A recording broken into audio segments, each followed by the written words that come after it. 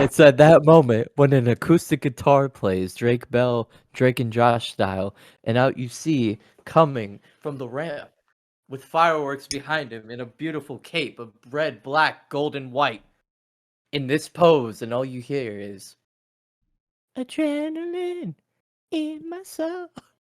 Da, da, da, da, Cody Rhodes. So for those who don't know, we literally just saw this tweet here. Max just sent it in the group chat from Downstate, the band that made the theme music Kingdom for Cody Rhodes and like a bunch of other songs, that they're releasing the acoustic version of Cody Rhodes' theme on February 17th. And right before we started recording, I fucking said, imagine the entire band just playing the guitar music video Drake Bell style. While this motherfucker in his patriotic ass suit comes out, fireworks ablaze. There's so much pyro. Jeff Jarrett's got a hard on. Well, I never thought that it'd be so simple. But oh my god, I have to make that a tweet now. I have to make that a tweet where it's Cody rising up from the Cody Vader with Drake and Josh's theme playing. I have to. Oh, that's hard. It's only right. It's only that's right. hard. You know what sucks? That could actually probably fit him. Oh, I know it would. If you open up your mind, pyro just starts playing. Oh no. And see it through your wait, what is it? And see what's inside. Yeah, and see what's inside. Bump, bump, bump, bump. Then he starts to, he does little smirks. Boom! Like oh, it's so bad, brother. Yeah, that's gonna sound crazy. You're reminded that acoustic music is dog shit. Yeah, imagine Mikey Ruckus doing acoustic music.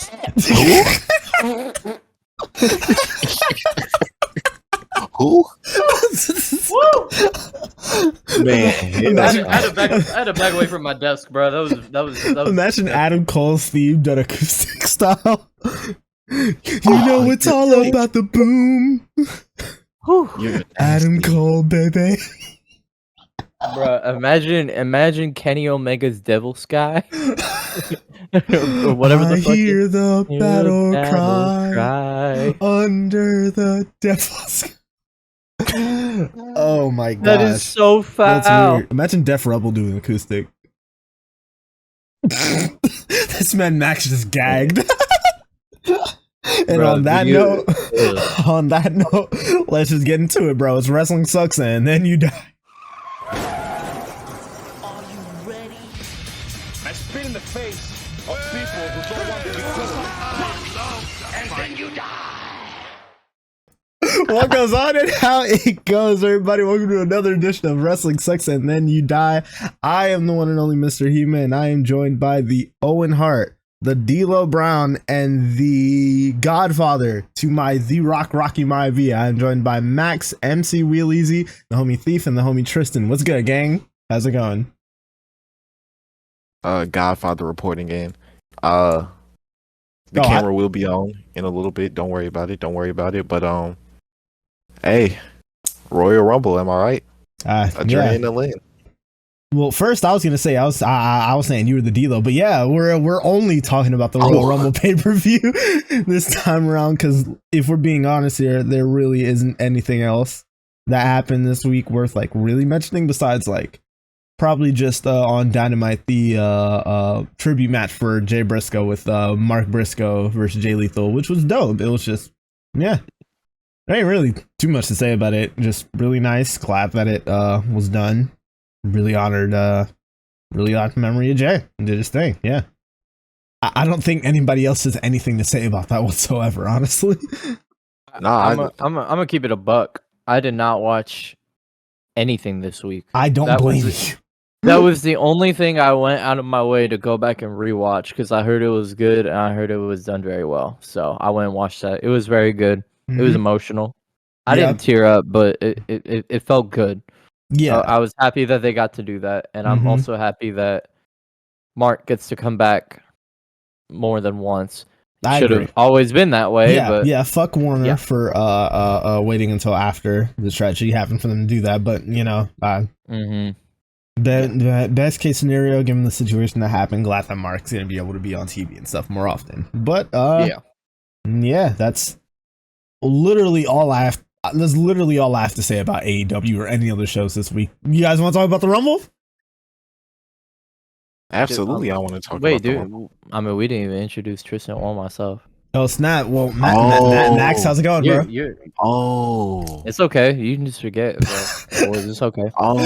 Me and Tristan are just disrespected because my mama's is from New York. He's from New York. I get it. Y'all just bro, hated. I have family in New York, bro. What's good, Tristan? What's good, bro? How you feeling? Haters. Feeling good. Was good. You feeling tired? More like it, bro. You need some. Hey, I just need you to talk about number 17. That's all I need to hear from you. Yeah. So, yeah. Before we get into the actual like Rumble pay-per-view, I guess we should talk about the damn pre-show, just because there was one thing that happened on it that like really set a tone for like what to expect from the show and everything afterwards. So during the pre-show, there was a segment with the Bloodline where it's just like them backstage and everything. I love how it starts because it just pans from like a close shot of every member's face one by one. Like I think it starts with Heyman smiling. Then it goes to Jimmy, like, semi-worried-ish. It goes to Sammy, like, who looks like he's just panicking, mad, uncomfortable. It goes to Jay, who looks pissed off. Then it goes to Roman, who's like, what the fuck? I asked you to do one thing, because for those who don't... Oh, shit, we probably should talk about this, huh? The fucking tribal court of Sami Zayn, one of the best bloodline segs of all time, if not, like, for its entire existence, where, long story short... Basically, Paul Heyman wished death upon Sami Zayn and then showed proof of Sami being against the bloodline rather than with them. And when Sami basically said, like, bro, what the fuck? I thought we were cool. I don't have any defense if y'all are just going to be like that. And Roman was like, this is the respect you show me. This is what you gonna do. Enough. Solo. Like, Are you going to edit the enough solo clip right when you said that? If I remember to. Mr. Editor, get on that, please. Watch this. I'm gonna make the note right now. Oh yeah, he's gonna DM me right after this recording. But Solo goes up. He's getting ready to hit the Simone Spike on Sammy, and then Jey Uso stops him, and then he shows his own defense because Jey Uso also knows how to work iMovie apparently. Showing different clips of Sammy saving the bloodline and whatnot. That is crazy. I will also say I didn't watch Raw. I did see this in what's it called? I did see this in the server, so I do know at least enough about that. Mm-hmm. I'm glad that the Jay shit, at least Jay stood up, because at least in my eyes, it's Roman, then Paul, then him. Then Jimmy, then Solo, or maybe Solo but Jay. I don't know. Jimmy kind of. I think that they're starting to shift it to where like Solo's the right hand man, because I feel like every time you see Roman and like Heyman and whatnot come in, you always see Solo next to them, and I really like that because it's like Solo's the youngest. They're clearly, it seems like they're kind of like priming him up to like almost whenever Roman's done, Solo's gonna be like the next guy to take his spot as the tribal chief of the family and whatnot. Or at least that's how I see it. But that's how it should be. Yeah, Jay pretty much was just like, oh no, this man Sammy's bulletproof though, bro. We can't kick him out the family. He's my dog is my dog, bro. I love you like a brother, Sammy. Remember that later. Yeah, and he's like, if you guys want Sami Zayn to stay in the bloodline and throw your ones in the sky, everybody in the arena puts a one in the air. It's genuinely one of the best fucking segments of the entire year, and the year basically just fucking started, which is crazy. But yeah, he said Roman gets up, says that Sammy's not guilty, and says that at the Royal Rumble that would be his final test, and they'd find out if Sammy is truly bloodline or not. And yeah, I guess the only other thing to mention from Raw's 30th anniversary, by the way, was fucking LA Knight shared the ring with the Undertaker, like American Badass Undertaker. that was pretty crazy. Like, yeah, that is something that happened. What the fuck? I remember. I did see that. He said something like, "I will let you walk this time," or like, "I don't want to cause a scene" or some shit. And that popped me. He brought up how Undertaker said in the past how like Undertaker thinks the roster's soft, and he was like, "You're right, but I ain't one of them." and I don't want to put my hands on you and whatnot. Yeah, and then Bray Wyatt comes out, entrance and all. He gets in the ring. Undertaker Googles Knight, gets ready for the choke slam, but instead of choke slamming him, he tosses him to Wyatt, who hits him with the Sister Abigail and whatnot. And yeah, that's pretty much all as far as like Raw went. That's the only shit that like really matters in comparison to like the Rumble pay-per-view at this point. But yeah, on the pre-show, Roman's mad because on SmackDown the night before, Sami had showed up to try to help out Solo because Jay called him in as like a favor because Roman was like, oh, I don't want to see you at all until Saturday. But the Usos were kicked out of the building on SmackDown. So Jay had called Sami like, my dog, I need a favor from you. Go ahead and attack, or not even attack, just like pull Solo out the ring, make sure that he beats Kevin or whatnot, just something like that. So Roman's like, I asked you to do one job. I want you to make some sense out of this. Smarten me up. Tell me what you think you were doing disobeying my orders last night on SmackDown. And then after a few seconds, Jay's like, it was me, Oos. It was me. I called him, told him to get in the arena, do what he had to do. He did that for the family. And then Tristan and I noted this immediately. The family. This motherfucker Roman he says, why are we still talking about last night? You brought it up. He's the one who brought up. He quite literally is the one who brought it up. He said, I want you to explain what happened last night. He finds out Jay was the one responsible for it. Why the fuck are we talking about last night? So basically the point of that seg was to get past, like, tie the bridge between SmackDown and then, and Roman says, Sami, this is your night. I want you by my side. I want you attached to my hip throughout the entire night. In other words, it was basically their way of saying, you're not fucking competing in the Royal Rumble because you're not gonna Daniel Bryan this year, bro. You're not gonna be the 2020 Force. We're not doing that, okay? So, yeah, they did that on the pre-show because the first match that kicks off the actual Royal Rumble pay-per-view was the Royal Rumble match. So, the show gets started, and the first thing to note is that, and I found out that this was like a genuine surprise even to the commentators, but Pat McAfee came back. It was first entrance of the show. Yeah. There was a tweet. There was a tweet that said Pat got in 20 minutes before the show started, and Michael nor Corey were like legit told. That's why at the start of the show, they said we're kicking it off with the Rumble, and I was like, oh, so number one's Pat. That's crazy. And then yeah. But in reality, they were just letting Pat have his entrance and all that shit, which is very cool. So happy that Pat's back. Honestly, it's funny because like when it was happening live and Michael was saying like, oh, I didn't know about this. I FaceTimed him earlier. The way he was yelling, maybe this is me just like conditioned with the way that he calls shit. The way that he was yelling, it seemed like the kind of fake yell where it's like for a second, I didn't believe him. Like I thought that it was just like, oh, he's part of the plan and whatnot. But nah, apparently it was like a genuine surprise for everyone involved. But I ain't believe that shit, bro. Yeah, that shit was not a surprise. You don't think so?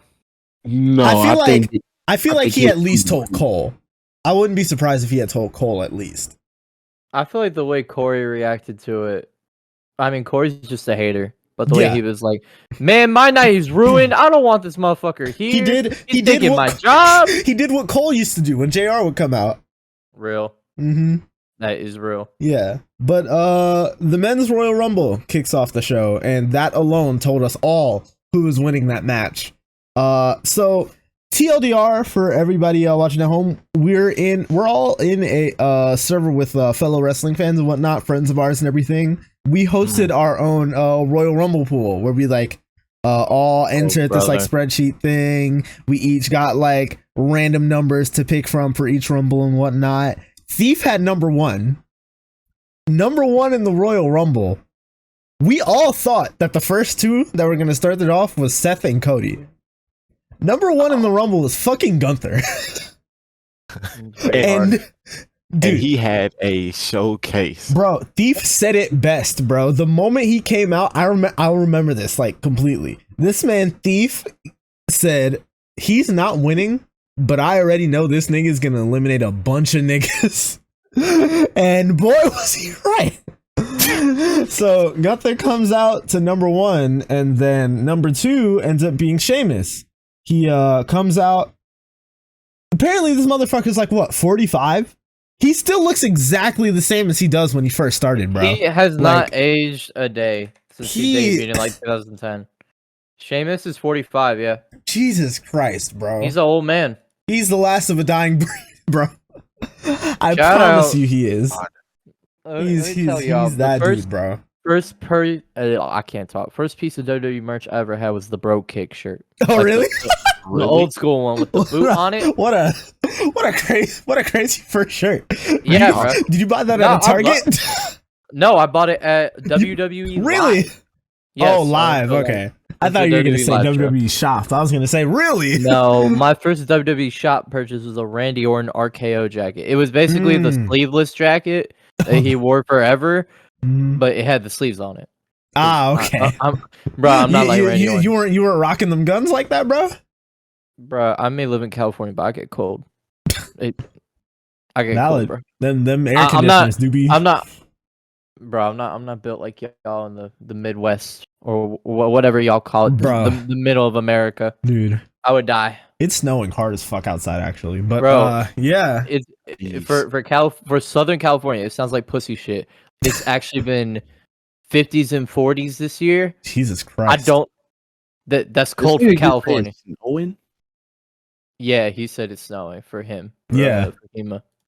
Mr. Build me a snowman. Build you a snap. So number 3 in the Royal Rumble ended up being The Miz. If I'm correct, he ends up being the first one eliminated because he gets chopped and beat the fuck up by both of them. He got eliminated by Sheamus. I have all the shit on here. Okay, cool. After that, he gets eliminated after doing the 25 beats of the Bodhrán. Is that how you pronounce it? Something like that. He does like 25 of them hoes, and then he pushes them off, eliminates him. Then after that, number 4 ends up being Kofi Kingston, which once we get to that part, hold on. Go ahead, bro. I gotta say one thing that goes for the rest of the night. I get it. My issue is I know he was number 1, but Gunther comes out with the IC title. 1, very dope. 2, the rest of the motherfuckers in both of the Rumbles that were champions, none of them had their belts, and that pissed me off. No. Women's Rumble, other than Roxanne, they had their belts, but they just threw it like they threw them like right onto the stage and then just started running right afterwards. Like Dakota and Io, they had their titles. They just threw them off like right when they were on the front of the stage. So, but none of the NXT people had their belts, and Roxanne didn't have hers, but that pisses me off because like I could tell the I cannot wait to get to that. Yeah, but that was like my biggest nitpick with both of these Rumbles. Mm-hmm. Like if you finna have Gunther come out, the main roster people can have their belts, but the NXT people can't. It's kind of backwards to me, to be honest. Yeah. Yeah, it's definitely crazy. You actually did just remind me that New Day were NXT Tag Team Champions. I was thinking for a second, exactly. Wait, what?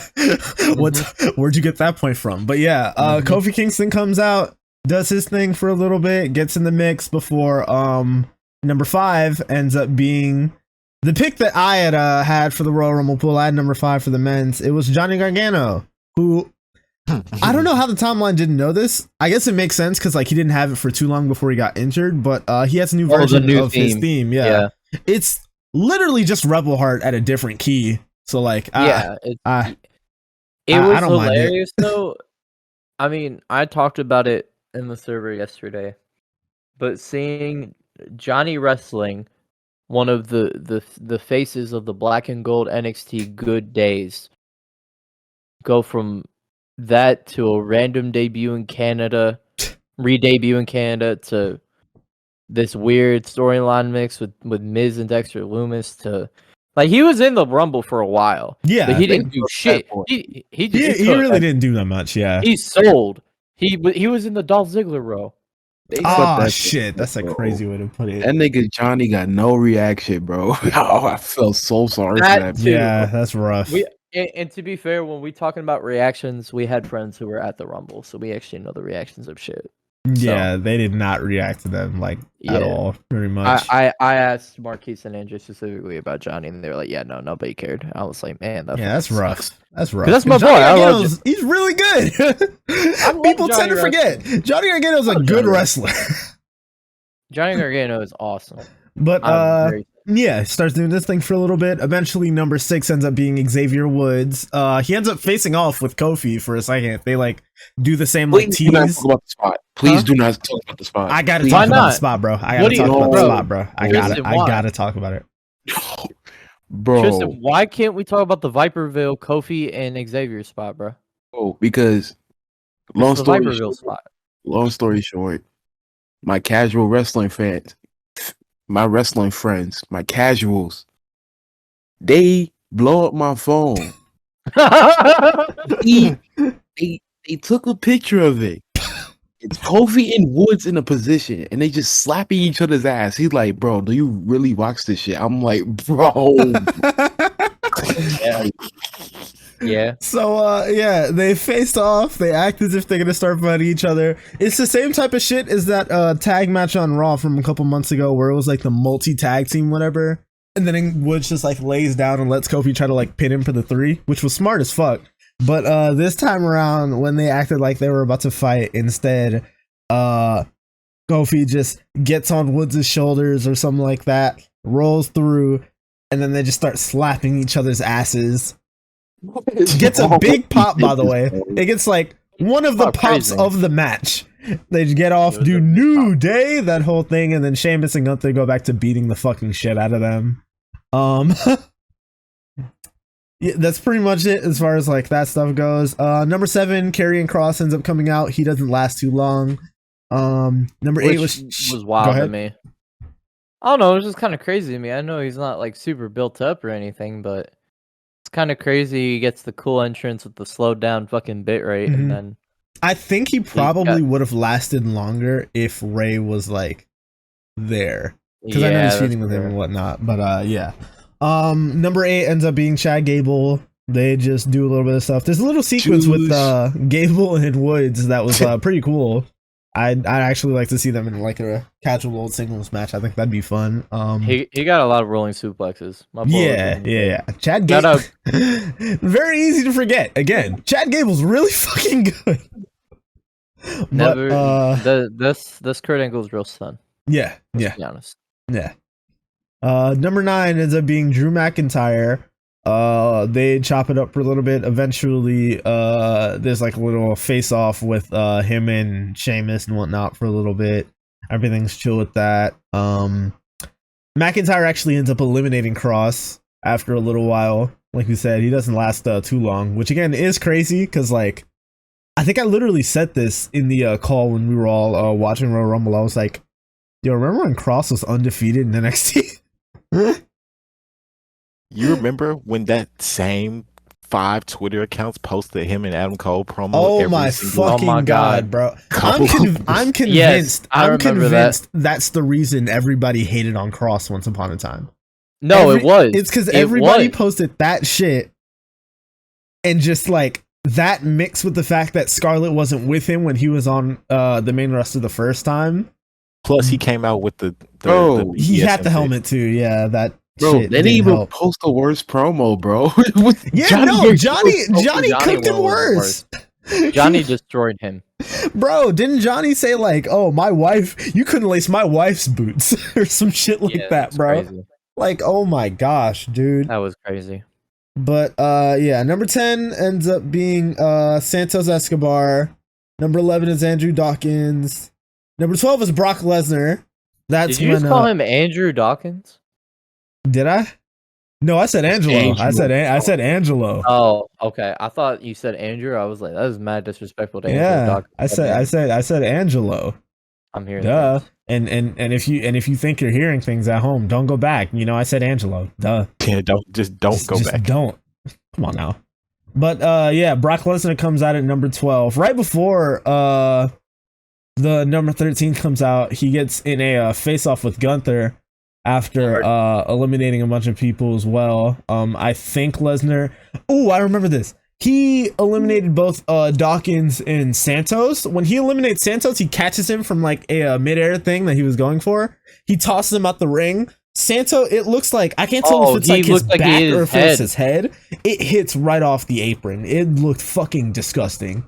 But yeah, I did too. I'm pretty sure he's fine. But yeah, Lesnar eliminated Dawkins, Escobar, and Gable before facing off with Gunther. They just stand there for a few seconds. Then number 13 ends up coming out, and it's Bobby Lashley.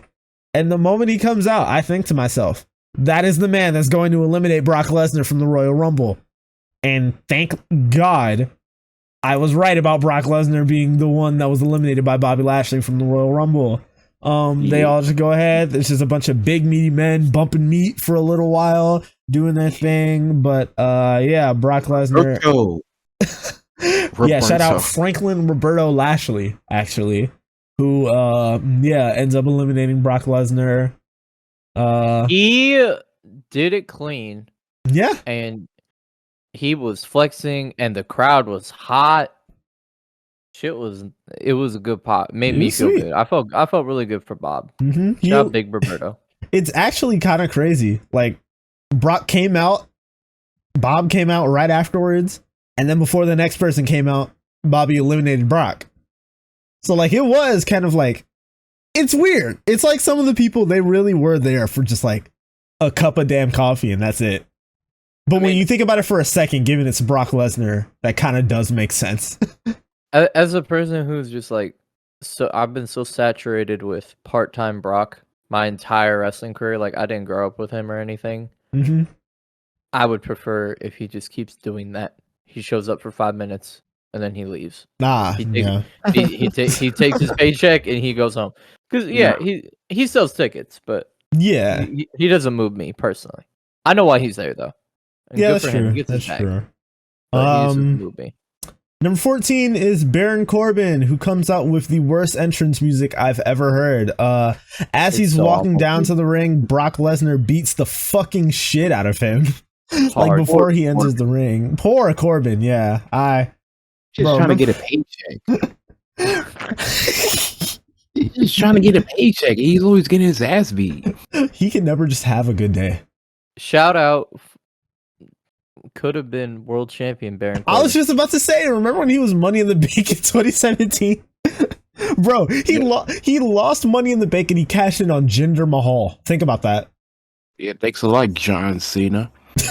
Could have easily had a WWE title match at SummerSlam, but you just caused Baron That's a very good point, actually, in canon. He's a fucking idiot. He could have had number 17. Yeah, he could have broke his record a long time ago.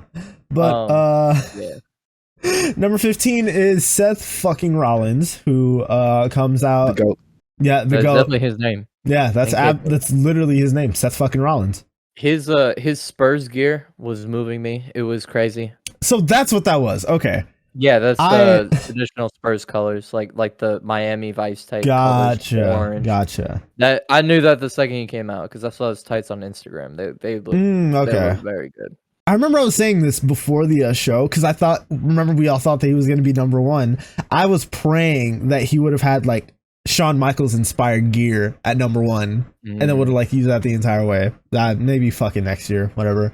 But he comes out, he meets Corbin on the way to the ring because like he's still down from the attack from Brock, and I get scared for a second because I get flashbacks to the fucking 2018 Royal Rumble when Heath Slater was in the position as Baron Corbin, and Sheamus put him in the ring and he immediately like dumped out Sheamus. I was like, oh shit, if they do this with Seth Rollins, that's fucking weird.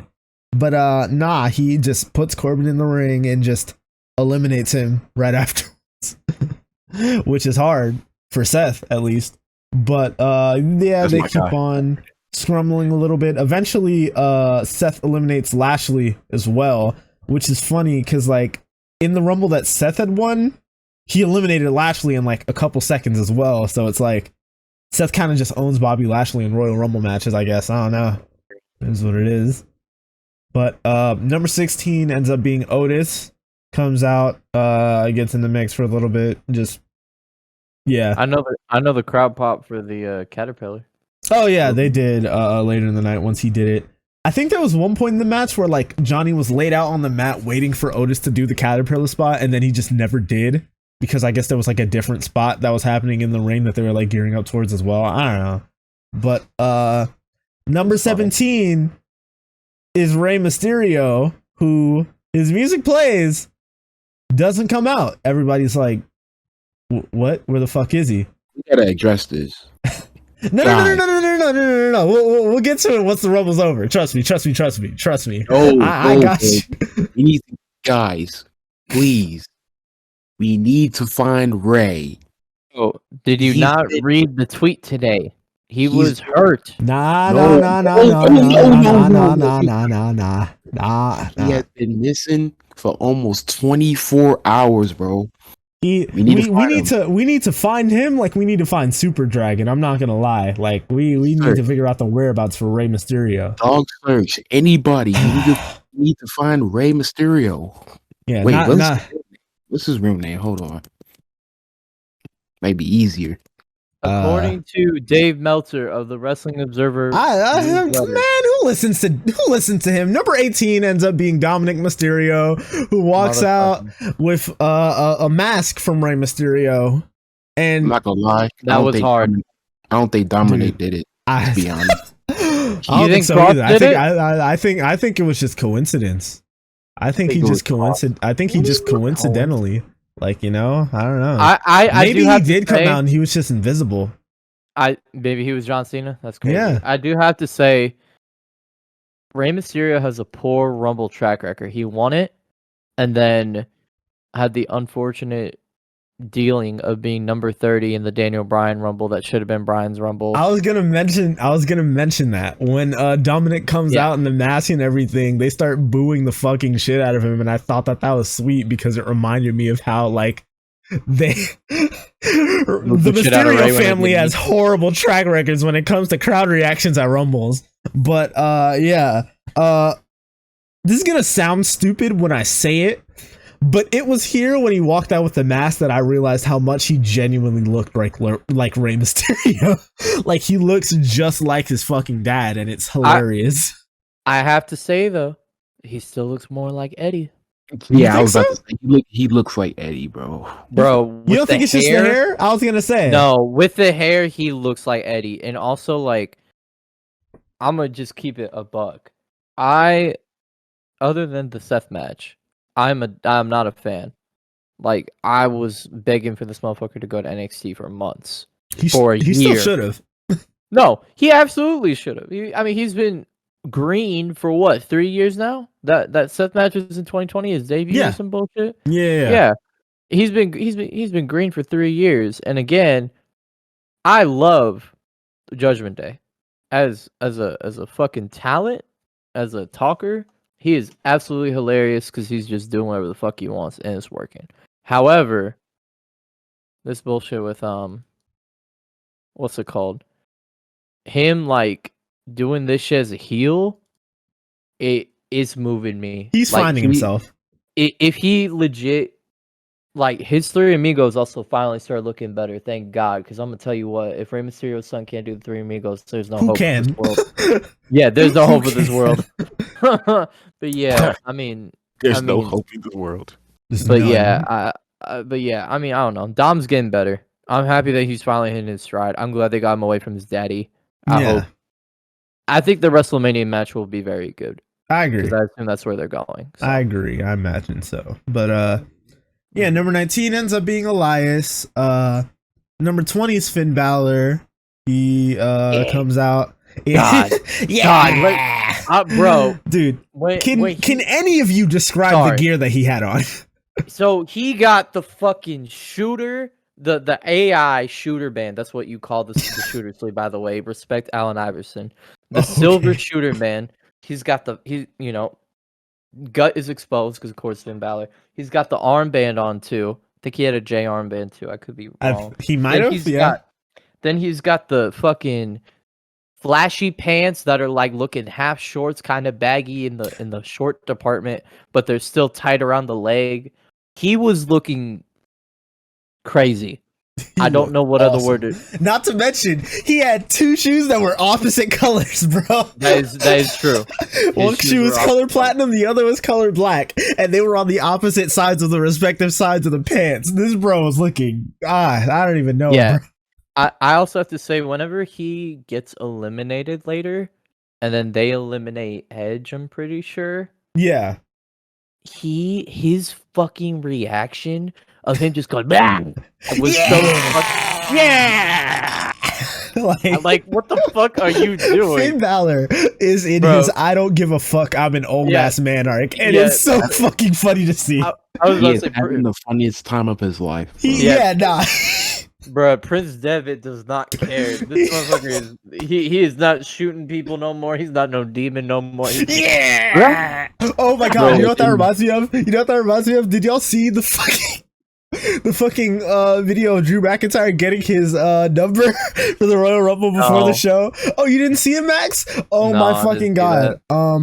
I'm gonna show it on I'm gonna play the sound on stream if I remember to do so. But when he gets his number, Drew gets it, he looks at it and he's like, oh, this is some bad news. And as he walks away, Wade Barrett is like just like on the lockers next to it, just sitting his hands together, and he just lets out the most excited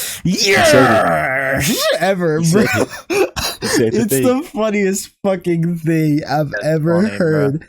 It's so long, bro. If you check the Twitter, if you check the Twitter for the podcast, it's at Res Sucks Then You Die. It's on there. It's so fucking funny, dude. Oh my lord. I'll go watch that real quick while it's so good.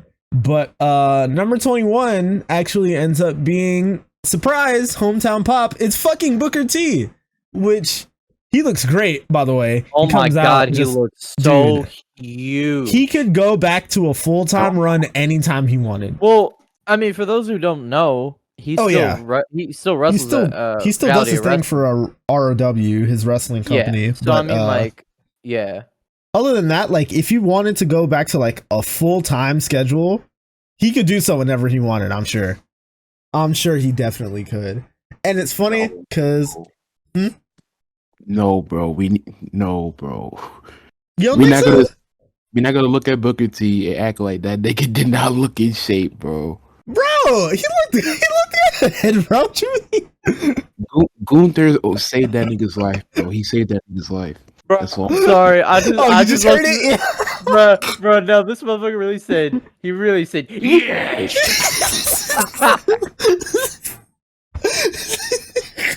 Also, sorry, this is the only thing I was going to say about this. If Pat McAfee is back full time, get Wade Barrett on Raw right now. I can't not hear him. I fucking love this man, dude. I love him. Yay! He's such a fucking menace, bro. After all these years, this nigga Wade Barrett still loves the like. What the Put me and Barrett side by side. Oh my gosh. I'm putting that in the notes. That's in the editor's notes, bro. That needs to be a tweet. That shit's hilarious. Oh my gosh. Woo. So yeah, Booker T comes out, does the usual. He doesn't last too long. He just gets the axe kick on someone, hits a bookend on Finn Balor, does his spinneroonie, then Gunther grabs him and just tosses him out. Gets another elimination in.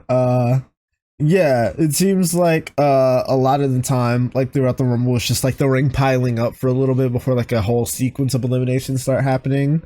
And yeah, it starts to get to that here. Number 22 is Damian Priest. Comes out, starts helping out Finn and Dominic. DP? That's DP is hilarious. We're going with that still? Yeah, that's what Finn called him, DP. DP? Well, I mean, Dominic calls him Priest. So are we calling him DP or are we calling him Priest? DP Priest. DP Priest. Damian Priest. Yeah, it's hard. Priest is nasty. D Priestody. So number 23 is Montez Ford. He also does not last long, unfortunately. He just comes in, does his thing for a little bit, and then Priest eliminates him. And what I don't know if this is 100% true, but I think I remember reading this earlier. I think he got eliminated like right in front of Bianca's parents. Which is hilarious. Crazy to fucking think about. Yeah, that's who we were staring at. Okay. So yeah, he just looks at them and he's like, "Bro, what the fuck, dude?" And But- I'm gonna also keep it a buck. I thought maybe because of where he was placed, maybe they were gonna be like leave him like top 5. Yeah, I was hoping he would have lasted longer, but That would have made me really happy because I am. Look, call me what you want. I still think he could have a really good singles career. I know he could. Angelo He Dawkins is absolutely cool could. and all, but They both really could, want- honestly, at this point, because like if you, they're both really good in their own and I'm respective not- right. I'm not trying to do what I did with fucking oh my god, I can't think of it. What the Hurt Business and Mello. I still think if you wanted a true power couple, if you put him and Bianca together, I think it'd be pretty fire. I want heel Bianca Belair I mean, back. But... I feel like that's not the same, given they're literally a couple. Oh, I know. Yeah. The fact eight turn Bianca Hill, that division is dead forever, bro. that's the only. Oh problem. yeah, marketing wise, that's a horrible decision turning Bianca heel I don't anytime think soon. I don't think Bianca will ever be a heel at this point, unless she does like a Becky and she Unless goes they away and have comes like. back. Unless they like go all in with like a Roxanne Perez as like the baby face of the women's division in the future, I don't see it happening. I think they will. I think they will in believe it. time. Yeah, But I will say, I don't understand why they like y'all are giving Corey Graves and Carmella a YouTube show, but you can't give Angelo Dawkins and Bianca Belair like. bro. Have any of you guys ever actually YouTube seen it? I saw the sex toy segment. Yeah, and then I was turned it just off. about to bring that up. Their fucking brother, they're moving into like a new house or some shit. Their brother catches them with a fucking sex toy mixed in with the box of dishes or some shit like that, and it's like, what the hell? They get in the Hulu show, if I remember. Are they? Correct. They're moving it to Hulu. No, I mean Bianca and Montez. Oh, Are they okay. good? That's awesome. That's awesome. I'll watch that. That I will go out of my way to watch. Bro, I'm a total Divas supporter, enjoyer, It's so preacher. Good. It's so good. Give me that. Just give me that with Bianca and Montez. Thinking of Total Divas, we're gonna get to that. Mm. We're gonna get to it with that next match, bro. Next match? Well, yeah.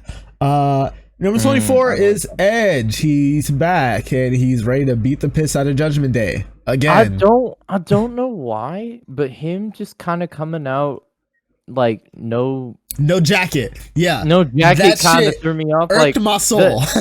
I still hate the haircut. Like the haircut looks better than the mane he used to have, but like, man, It's just weird to look at because when you think of Edge, it's very easy to think of like the long hair and whatnot. well, it's also just like, I don't know. He didn't even like wait at the stage, which I get. He's trying to sell that he really wants to kill Judgment Day. Yeah. Which is cool. Which he Good does.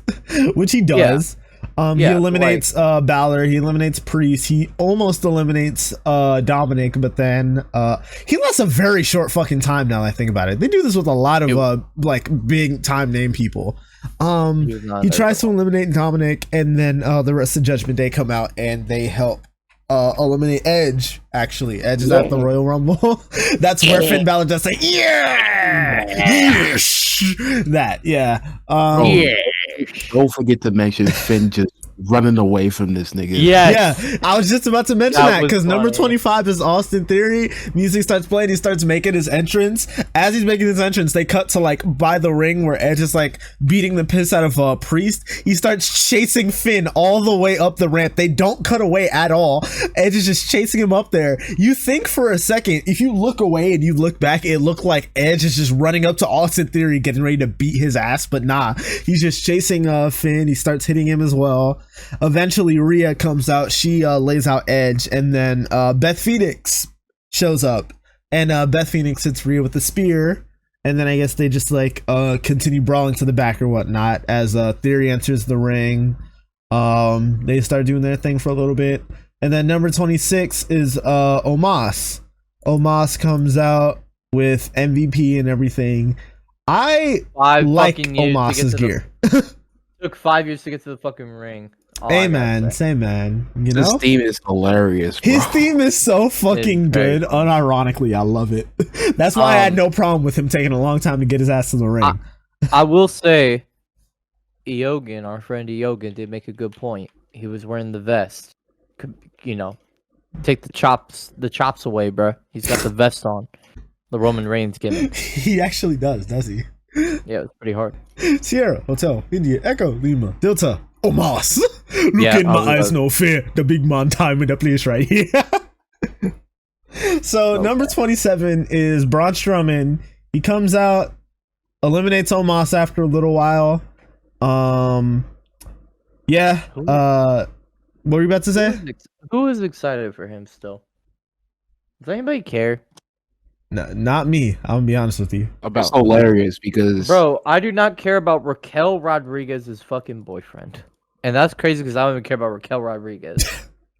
bro, it's hilarious. In theory, he's probably Triple H's top 3 best signing. Which is awful. Yeah. Which is When terrible. you think about it for a second, marketing wise, not to mention like wrestling and shit, he's probably one of the best like pickups on his end, but also like I don't care for Braun. And it's clear that not many other people do too. Number 28. Monsters are real. Number 28 is Ricochet, which I thought was fucking crazy. I didn't think Ricochet was gonna come out this late in the goddamn Rumble. I forgot about him until the fucking top dollar shit. I was like, didn't he win a qualifying match or some shit? Yeah, nobody remembered, because keep in mind, we all were like a part of the Rumble pool and everything. We were like talking about different names that would be for whatever, because nobody had number 30. We had numbers 28 and 29. I don't remember who had them specifically, but like, yeah, those two numbers were taken, but not 30. I know it was hella ironic that I had Austin Theory. Yeah, that's right. You did get number 25, didn't you? I wanted to hurt myself. But yeah. Fuck him. Ricochet comes out, does his thing for a little bit. It is really crazy though how like Ricochet has like, obviously he hasn't turned into like a main event dude overnight or anything like that, but you can tell that his stock is definitely raised up since Hunter took over for creative, which is cool because like he's exactly where he should be in my opinion. Yeah, he does flips and he takes losses. Yeah, that's a homie. That's my big homie, Rick O'Shea. Rick. Oh yeah, O'Shea. That's your big homie. That's why my big homie. Holy moly! My big homie. Speaking of big homies, you'll never guess who number 29 was. This popped me so big. I was so happy. The one pick left in the Royal Rumble pool. The one pick that any of us could have gotten. Logan Paul was number 29. He came back from his injury from what was it, Crown Jewel, when he faced Roman? Yeah, like 2 months ago. Everybody thought that it was it was the ACL tear. Everybody thought that he'd be gone for like Seth 2015 amount of time, but like nah, he comes back here. Everything's chill. He comes out drinking a fucking bottle of Prime too, which I thought was fucking hilarious. Bro, you can tell that they definitely went about this as like, yo, let's just fucking troll the shit out of him. That'd be funny as fuck. I just have to say, for a Rumble that like did not have big, returns or like anything like that, it was pretty crazy to me that they got me so big with Logan Paul. Because like Logan Paul, not a good person. As a wrestler though, that motherfucker can fucking. Yeah, no, I hate how good he is. Crazy. I hate how good he is. Also, I hate how good he is. If we finish just talk about the Ricochet spot. Oh yeah, I was just about to bring that up. First of all, that's the mellow spot. Let's keep it 100. No. See, no, with him and Mello, they ran off the ropes and collided into each other in the middle of the ring. From there, they were just on opposite sides of the ring on the apron. They were talking shit to each other, just like, "Oh, you want to do this? Yeah, hell yeah, I want to do this." They hop up, springboard off the apron. From the springboard from the apron, they collide with each other in the middle of the ring for a double down. And what's funny about it is Logan got more distance than Ricochet. Yeah, I was about to say it's hilarious that quote unquote one of the best highlight of the night is getting outdone by Logan Paul. I'm not gonna lie, bro. That's really incredible. I'm not gonna lie, bro. I know his contract expires next year, They don't fucking need Will Ospreay. They have their Will Ospreay, and his name is Logan Paul. Talk. You're I'm gonna piss so many people off saying that, bro. Nah, you're feeding families right now, in my opinion. God, bro. So of course, bro, I think you just Viperville certified Logan Paul right there, in my opinion. Well, get to the next entry, bro. yeah, number 30, of course. All roads lead to this guy. It's Cody Rhodes. He's finally back man. after weeks of anticipation. The hero comes in at number 30, the last slot in the Rumble. Yeah. The big hero coming to save the day and get the spot that he so rightfully deserves. Saving the company, coming out at 30, not number 1. Not earlier in the match. You want the guy who tore his pec to go at number 1? Yes. Yes. Yes. What is wrong with y'all, bruh? Y'all are actually hating. I'm not even riding Cody Dick right now. He would not have been able to do that. That's why 30 versus 1 was such a believable thing. It's a Royal Rumble. You can sit in the corner. The more that I think about it, like thinking about it right now, I feel like they probably put him out at 30 to see, just to test and see if the crowd had the gall to boo him instead of Sammy because he wasn't in the Rumble. I know we don't like Girth cheats, but like he literally didn't get cleared till Royal Rumble day 1, until literally day of. So they didn't have to put him out there, and they did. So I mean, that's their fault.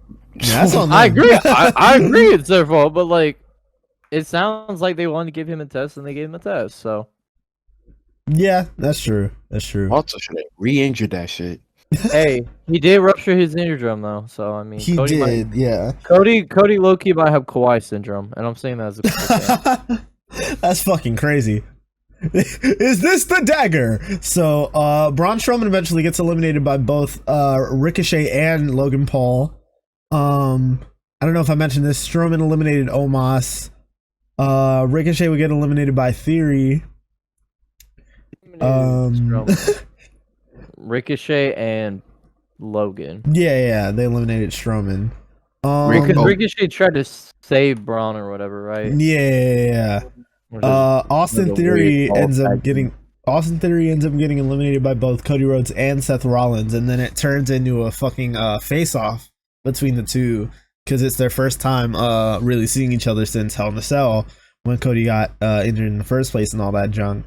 So they started going back and forth, doing the regular thing, and when it seems like it's like really gonna pop off between them, fucking Logan Paul pops up, he grabs Seth Rollins, and he tosses him over the top rope. Seth Rollins was eliminated from the Royal Rumble by Logan Paul. Let me ask you a genuine question. Go ahead, bro. Would you have preferred Cody just throwing him out? Yeah. Oh, why? Yeah. No. Yeah, no. I'm with Tristan. I think y'all would have hated it more. I genuinely think it would have been worse for Seth. I would have had Gunther throwing him I out. also agree with that. Yeah, I would have had that would have been best. Yeah. I think that they just did it to give Logan something. the spot. Holy shit, Logan Paul eliminated Seth Rollins. Yeah. Muffin said he literally just faced off in a 6-man tag. Why did he not throw out Seth? Fair, but like I will say, I'm gonna steal Muffin's thing. I was thinking it too, though. If you had told me a couple of years ago that Walter, Cody Rhodes, and Logan Paul would be the final 3 of a Royal Rumble, that shit was so nasty, bro. Like, it sounds so nasty when you put it like that. But it was cool. It was cool. Eventually, Cody ends up eliminating Logan Paul, and then the final 2 is Cody Rhodes, the American Nightmare, the hero of the story, who came out at number 30 versus Gunther, who came out at number 1, and by that point officially broke Rey Mysterio's record for the longest amount of time in a singular Royal Rumble. They started going back and forth. They go back and forth for like a solid, like at least 10-15 minutes after this, right? They just like go back and forth, a bunch of teases of like back and forth. Oh, he's gonna go out, he's gonna get him, yada yada yada.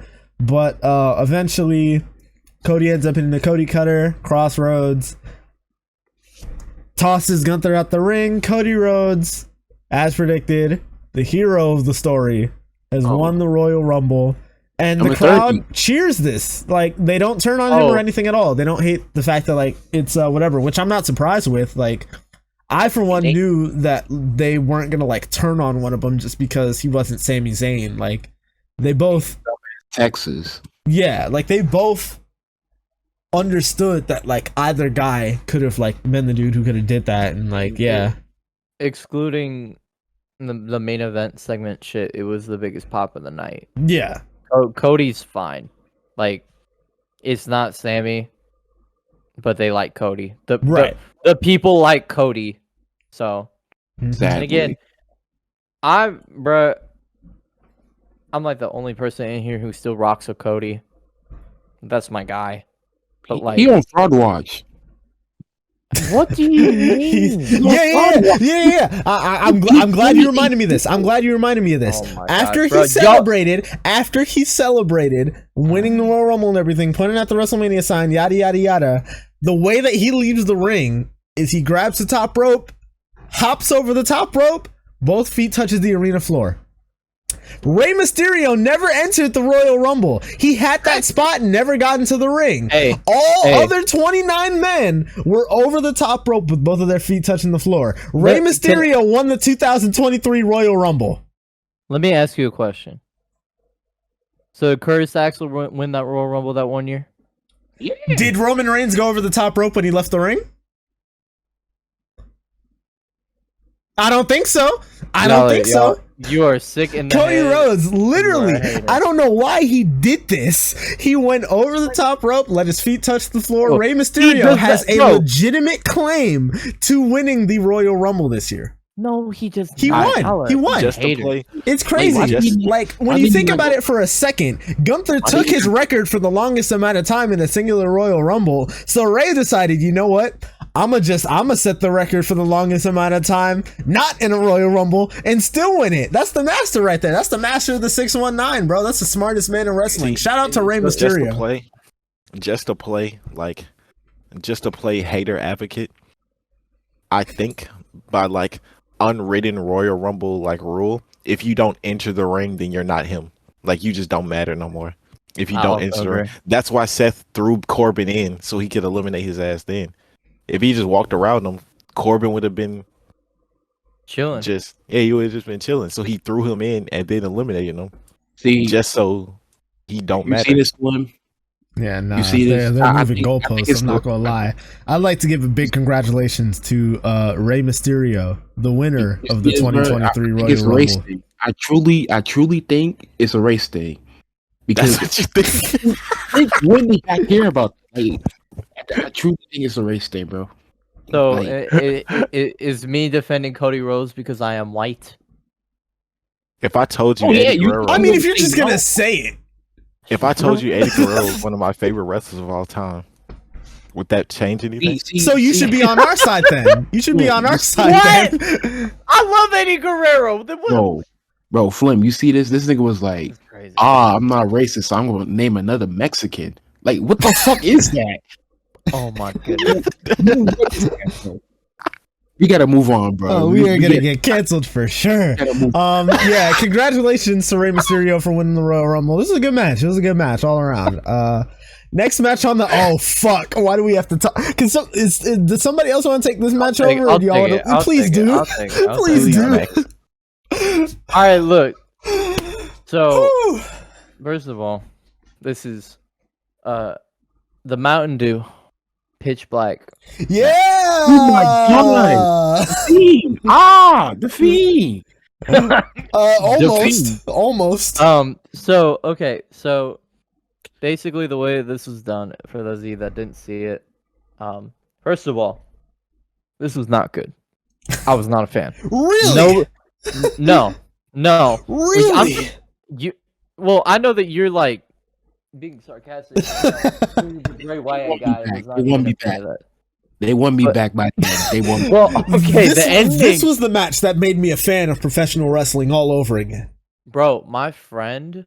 Oh no! I saw somebody say that like that this was their first pay-per-view, and I'm like, I cannot believe that somebody watched a pretty decent men's rumble.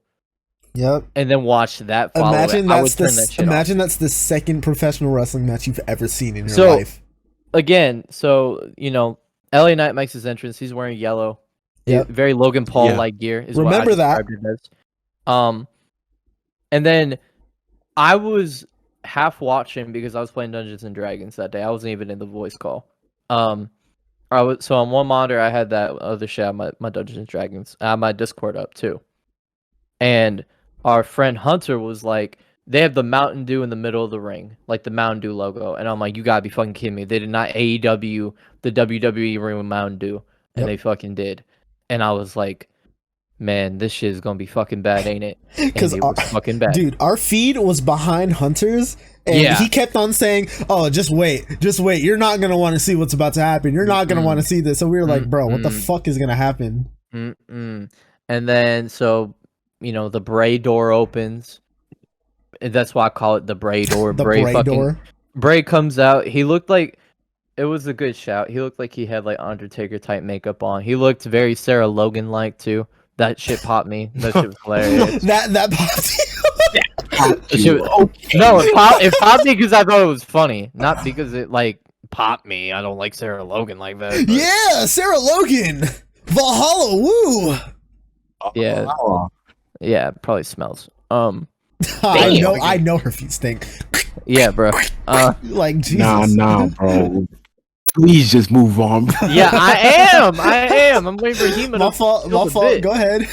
Yeah, he gets in the ring, and then they turn on black lights, and Bray has like a half white beard, half black beard. He looks like he has like a mask on. He looks like a fucking mix of Predator and a bad Halloween costume. It did not.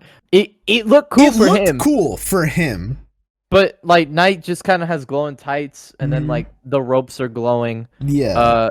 To make it short, because they took it home early because the crowd was not into it. They weren't feeling it at all.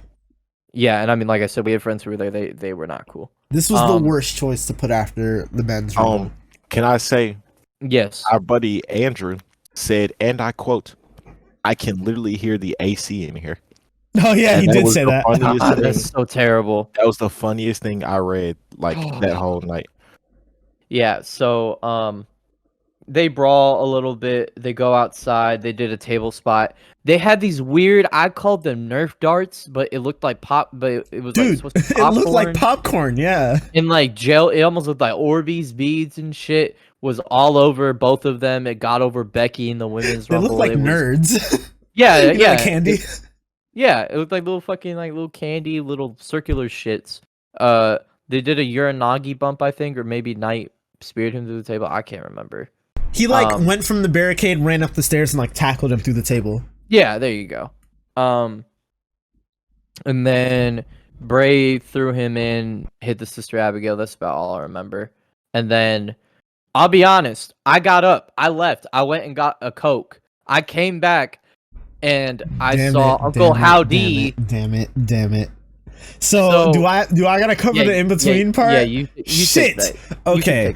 So after the match, they play the replays of the shit that happened, all 3 minutes of it, basically. They cut back to the regular old live feed. Bray Wyatt's getting up, his face is hidden from the corner and whatnot. He turns around, he has a mask on. It's not the Fiend mask. Oh my god! It's not the Fiend. I don't know what the fuck this was, but it was some type of glow-in-the-dark mask, whatever. Knight's like, what the hell is going on? He rolls out the ring. Bray follows him. He grabs a kendo stick, because, mind you, they had a glow-in-the-dark kendo stick in the match. He starts hitting Bray with it. He no-sells it. He keeps hitting him with it while walking away. Keeps on no-selling it. They go to like some sort of like area in the stage where it's like above truss and whatnot and everything.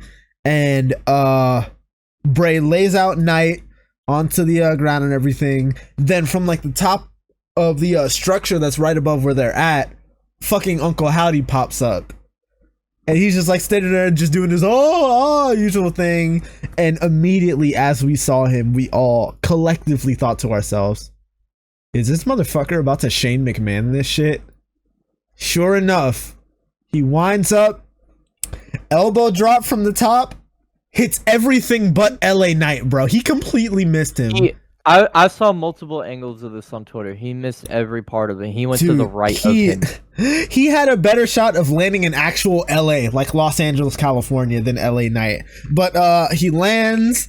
Pyro goes off at the spot where it's at to try to get you to forget that like he missed.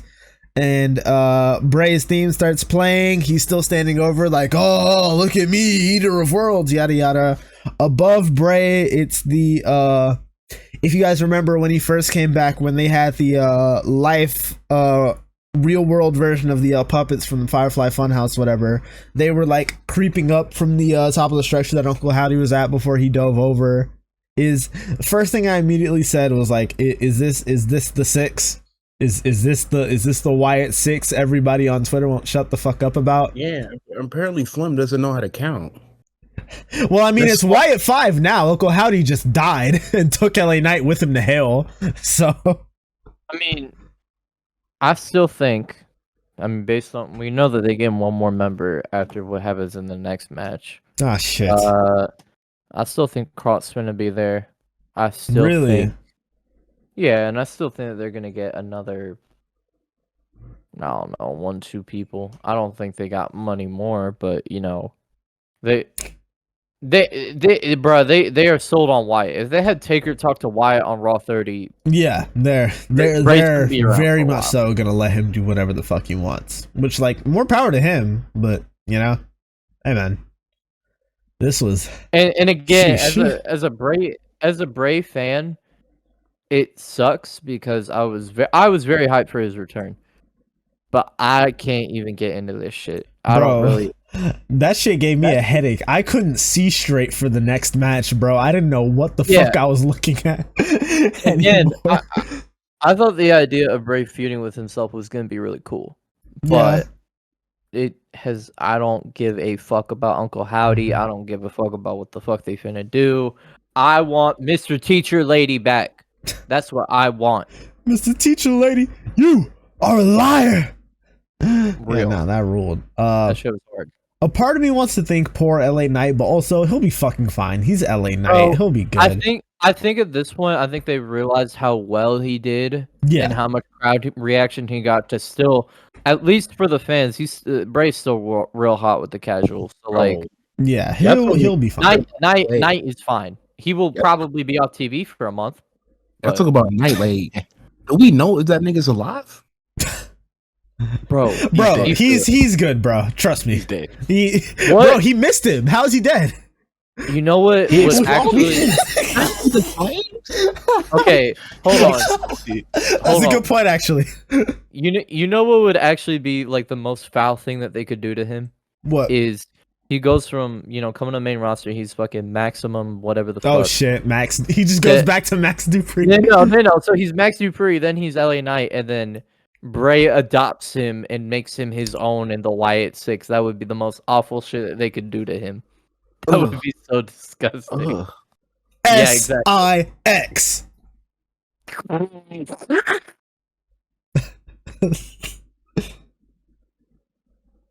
So, anyways, next on the card is Bianca Belair defending the Raw Women's. What? Let me talk about this one, man. Go ahead, bro. Take the floor. Bubble Grow Bliss. Please go ahead. By all means. Goddess fans, Lexi stands, bro. It's over for us, man. It's over. That was the worst 6 minutes of a women's match I have seen in a while. It was not good. It was short. Alexa got nothing. Bianca looked good. Yeah, but that's a given. It's Bianca Belair. Yeah. We officially filing for bankruptcy, bro. We filing for bankruptcy, bro. It's over, bro. It's over. It's over, bro. Especially what happened after the match, bro. Like, bro, we can't escape this nigga. As far as the match itself, I have two things to say about it. One, there was a really nice reversal that Bianca did, showing her strength from Alexa. It was like a reversal and like a suplex or something like that. That was cool. And second, hard. Yo, Thief, that's a nice ass bonnet you got, gangy. He finally got one. Yeah, bro. Yeah, who girls Ron is that? That nigga did the Meek Mill shush. He did the Meek Mill. You thought I was feeling you? Did you easy fuck? That's just crazy. So, yeah, Bianca ends up winning after like 6 minutes or so, and then after she leaves, Alexa's in the ring, all upset. And then they do like, it's literally, if you watched one of the weeks before when she was like doing a seg with Uncle Howdy or whatnot, it was quite literally basically just the same fucking video of Uncle Howdy saying like, "Oh, do you think you're in charge?" Some shit like that. My issue with it is like, again, I understand that we just saw Uncle Howdy probably die or whatever the fuck, but like, how is he doing a vignette? And also like, why doesn't he just come out, or why doesn't Bray just come out and like grab her hand, like take her to the back? Because I am not looking forward to a month of Bray and Alexa promos on Raw. I'm not looking forward to a week That's ugly of Alexa and Bray stuff. Like, whoa, I don't know. whoa! Come on, HEEMA. What, bro? Come on, bro. I know it's bad, but come on, bro. I think it's I'm gonna look forward to Alexa Bliss. Like, come on, bro. I know it's bad. Alexa and Bray, dude. I mean, I'm blaming Bray for everything. That's just me. It's his fault. I know you are. I know you. It's Hey. his fault, bro. It's Hey. all his. I like Bray. I like Alexa. I don't like this. Whatever this is. It was cool when she was spewing black goo out of her head at WrestleMania. I don't care about the. I don't know. That shit was cool to me. Was it? It almost killed Randy Orton, even though he won the match. Yeah. Randy Orton was in grave danger. Hey, he also RKO'd the Fiend and won. Like I said, what I finna say. What RKO? Yeah. I think if Bray didn't go away, I think it would have panned out better. But Bray went away, so.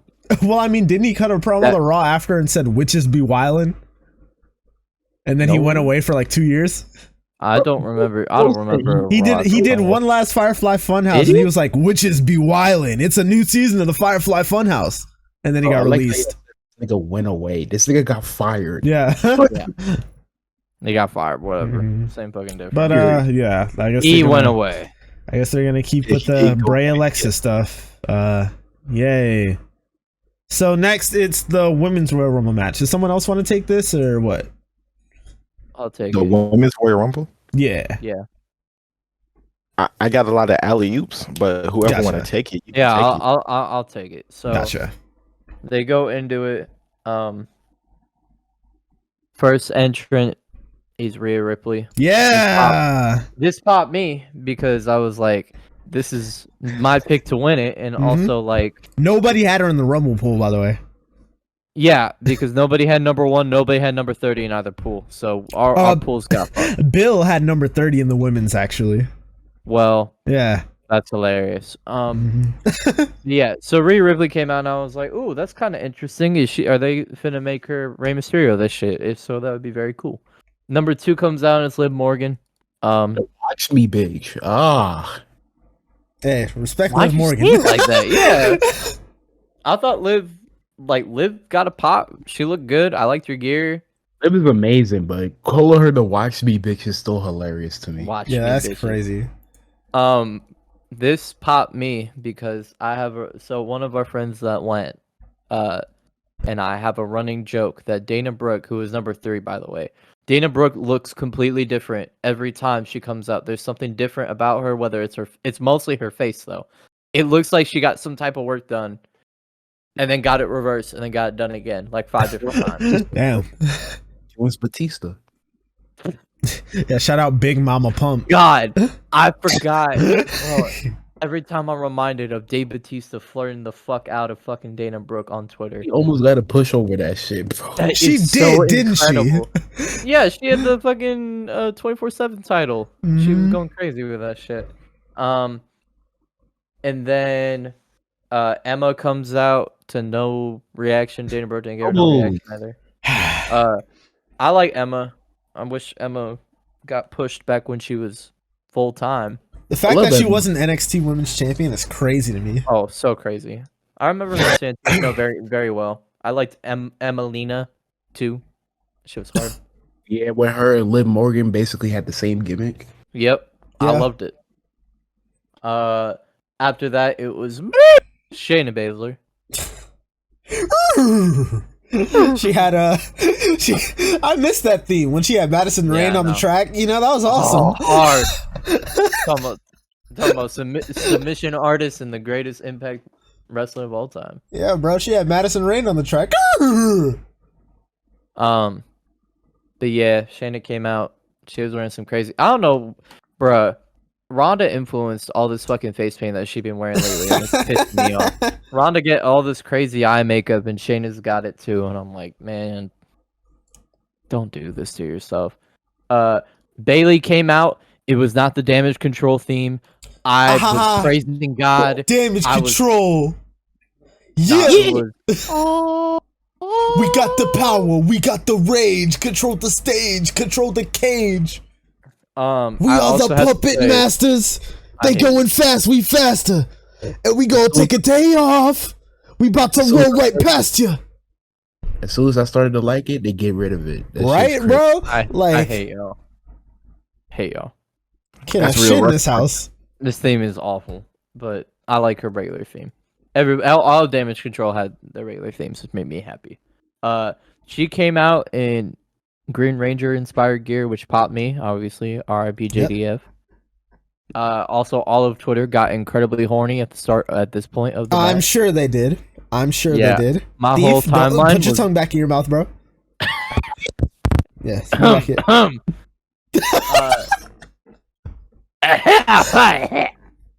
I was feeling you.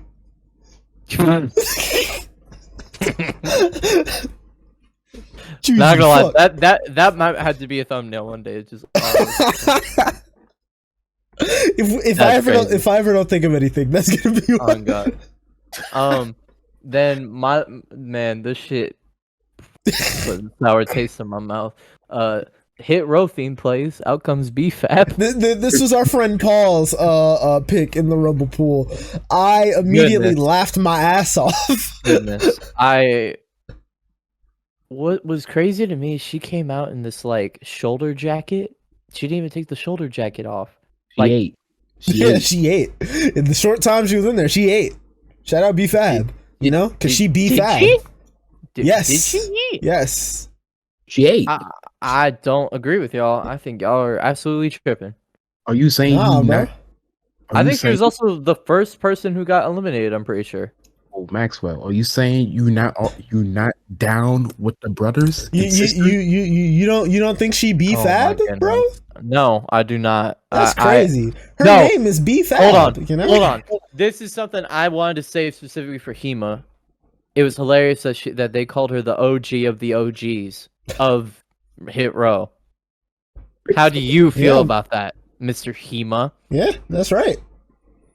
That's right. You don't care about, you know. You're not gonna get top dollar after me. Nah, she be fat. You're not gonna get AJ Francis tweeting about me, bro. Not today. She got it, bro. What about Swerve Strickland, bro? What about the real G, the guy who formed the fucking group? Anyways. Hey man, I'm more mad about that than you. He's crazy. You know? He's with the Mogul affiliates. He's chilling. Oh shit, we talking about number 8? I had number 8 in the Royal Rumble pool. Go ahead, bro. Yeah, she didn't come out with her title, which made me very sad. She also came out in a t-shirt, which is kind of interesting. But yeah, Roxanne Perez is the greatest women's wrestler to ever come from NXT within the past year. Oh, I'm truth telling. Tell me when I'm telling lies. No, that pause. I guess. It's not Tiffany Stratton, but I guess. But nah. She clears. Tiffany's, we finna be back on top. Oh, she gonna be Bro, respect Roxanne Perez. No, it was really cool to see Roxanne. She got a big hometown pop. It was cool to see her. Mm-hmm. She well deserved too. She was in there for a while too. Well deserved too. After that was Dakota Kai. Yes, sir. Mm-hmm. This was my pick in the Rumble pool. Made me happy. Shout out Team Kick. Yup. I cannot believe she was never NXT Women's Champion. Made me very fucking sad. I can. What is wrong with you? No, I'm not saying that as like a detest to her. I'm saying look at who's in charge. I can. Nah. He's had Dakota Kai play the ragdoll since Shayna Baszler was champion. Like, unfortunately, but also Tristan understands. He's a team kick boy, just like me. Like, yeah, I love Dakota Kai, but like, I've liked Dakota since. Was she in TJPW or Stardom? Tristan, do you remember? I think she was Stardom, right? She was in Stardom. Yeah, she was one of my first Stardom people I ever saw, and I was like, yeah, she's fire. Number 10 was Io Sky. It would pop me huge to hear that fucking theme. Yep. Good shit. This shit was hilarious to me. Natalya came out number 11. All the people got real excited for 2 seconds because they heard the fucking Bret Hart theme, and then they saw Natty come out. Why the hell would they have thought? No, bro, I'm serious. If you go back and look at the crowd, they're like, "Oh no, I remember." It popped so hard. Imagine, imagine Bret Hart in the Women's Royal Rumble. Take a second to really think about that. Because apparently, and look, I don't even remember this shit. I didn't even remember Shayna Baszler taking Natalya off TV. Cole had to fucking speed run like Excalibur that shit. Oh yeah, apparently, on TV, deserved that. She deserved that. Crazy. Yay! Like, Jesus. Apparently, on TV.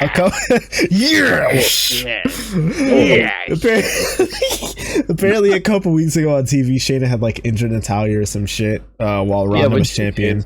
I will say, Natty's gear was pretty crazy. She had the fucking glasses on. She had a white jacket on. But yeah, I was like thinking about it. Natty for real is one of those people who are only in the business because she's a half decent wrestler. She's white and she's a heart. That's like it. Damn. Golly. You cleared her.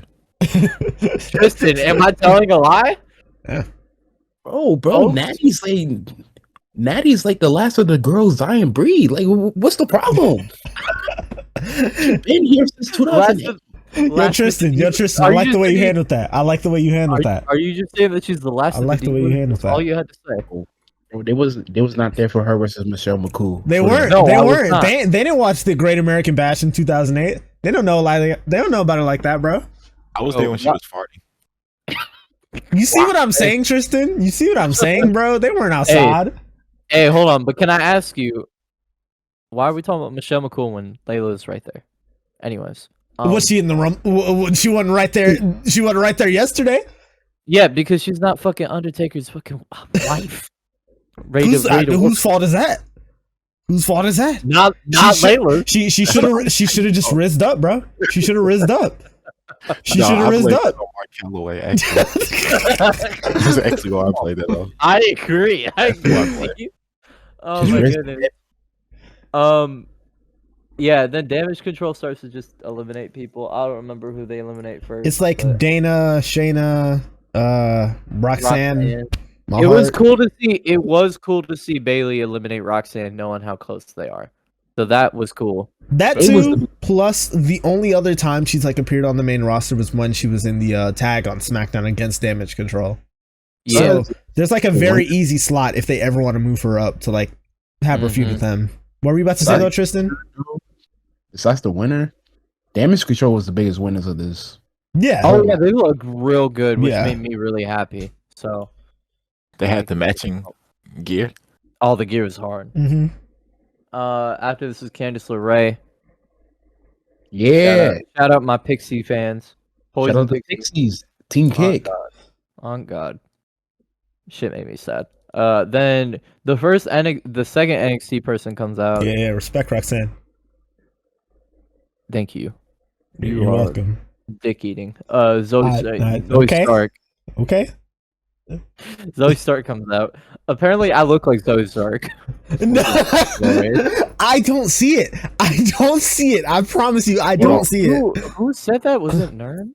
I think it was No.